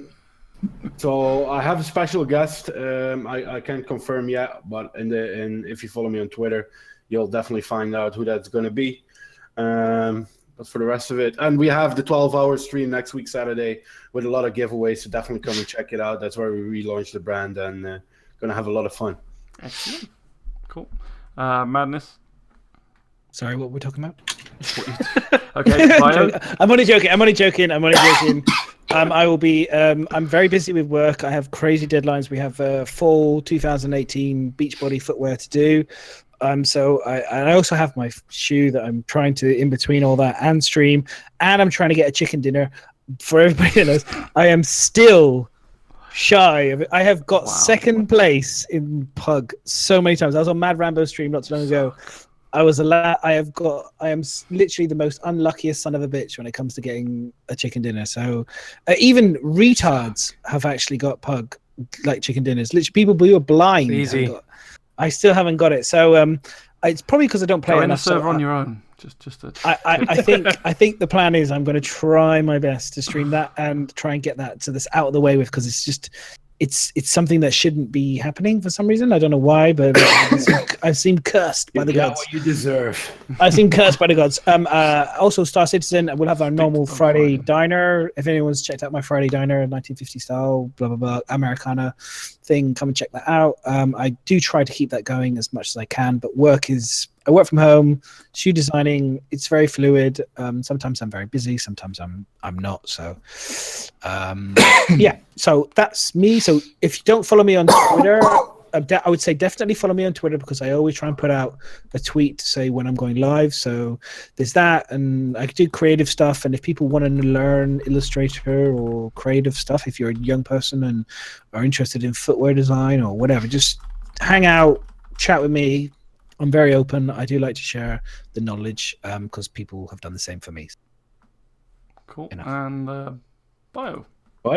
Can you load those images I've immediately loaded live? Just because I wanted them to be loaded up earlier, but I forgot to ask you. Yeah, I've actually got a week off work this week, so technically it's like a holiday. So I'm going to be streaming later on today. So Tuesday, tonight, and then Wednesday and Thursday. I believe my son's still going to be at school this week because I don't think they have a holiday yet. So Wednesday and Thursday, I'm going to be streaming twice. It'll be roughly 12 p.m. BST, so midday, for a couple of hours on both those days, and then I'll be streaming in the evening about 8 p.m. BST as well, and then Friday I'll be streaming 8 p.m. BST. So I'm going to be streaming every day this week. Even Saturday, and then Sunday I'm at work, so I won't be able to until I get back to work. So it'll be about 9:30 BST stream. So yeah, every day I'm streaming this week, and I will be going to be start doing a schedule. I'm going to be sorting out a schedule, and I'm going to be following that as close as I can as well. And what you can see on screen is the latest screenshots I've been taking. These will be uploaded soon. I'm going to try and get some more done. Because everyone seemed to like the last ones I did, so I didn't think I would get that much of a hit. But I'm glad you all like them. So yeah, I'm going to do some more. So what do we like? Some of the screenshots I've done before. Where are they? So they're on the street now. So these are my new. In the first, man, he does some cool stuff there. They are pretty cool. They are really nice. Yeah. I mean, with this new editor camera mode thing, whatever it is, there's some really nice artistic shots and videos and stuff as well. Check you out with the fashion eye. Nice. I do photography in real life, mate. Check you out. You're like Austin Powers. You just like you shout at things and say, "Grrr." Give me a tiger, baby. Give me that saber tiger. Like people that watch my streams when I'm doing it, they can tell. Like I spend ages trying to find the shot. And I take so many, like one of my hard drives is just full of just like continuous like strike a pose. Right. But yeah. Excellent. Nice one, man. I like it. I like the things you do. Too much leg. Cheers, too much leg. I was gonna actually correct myself because I realized that this Tuesday is actually a special day here in the United States. It's July 4th, the day that we finally cast the tea into the harbor and said enough of this British bullshit. So that was the best Brexit ever, man. I actually have the best Brexit ever. Marius has sent me a Brexit T-shirt that basically says that. Sorry, UK, but America had the best Brexit ever. No, so I've got the T-shirts. I was going to wear it today, but I will have a special stream tomorrow in honor of the most American of American days. So it'll involve explosions and fireworks and an old friend to the stream that comes back every once in a while in his broness. So are you gonna wear that really that really big American style kind of hat? No, I'm in Texas, so I can't. Here, hold on. You're in Texas. What, is that not part of America? Wear that. No. You get shot on sight. So I'll be wearing at least this tomorrow. Oh no! So Look at that! I like that. Wow. That's We're getting a sneak preview, guys. I like that because considering it is technically the 4th right now, so it's not really. Yeah, so we're all right. It's in our country. It's well, the for 4th. you, it's not quite yet. I don't think it's even officially They're the not 4th independent until yet. They're still attached. Yeah. Until Sneak peek. until later. Sneak peek. Yeah. Excellent. Thank you. Right, let me get the raids done. Thank you so much, AstroPub, by the way, for coming on. Yeah. It's really Yeah, appreciated. thanks for coming on, man. Thanks for letting me come on. And You'll come again? spread my shit all over this stuff. Yes, I will. He'll definitely come again. Yes. Just not here. Okay, guys, I'm gonna look for someone to host. I'm just doing the raids. There's this I person was gonna called say, Astro, you're more than welcome Jubra to Unity. By the way, Astro, you're more than welcome to invite everybody here to one of your shows as well. I have at Miz has been on. Has he? Bio people. and Madness. I haven't, and Solidarity. I'm invited you guys. You've asked me before, haven't you? And I said it's because of time zones and my work. I don't know. Chance It's to. probably a good idea you don't invite me, but if you did want to, I'm sure I could arrange something. We'll see. We'll see. But yeah, That sounds so positive. I'll try and see if I can.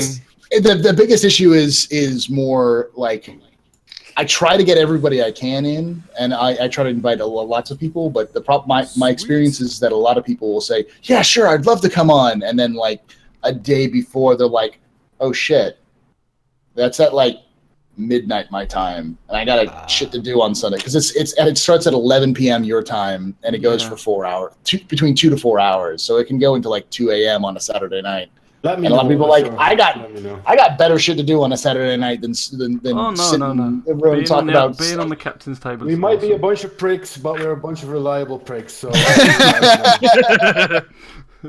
This he's actually Sol's nailed it. Yeah. If I say I'm doing something, if I say I'm doing anything, we'll do it.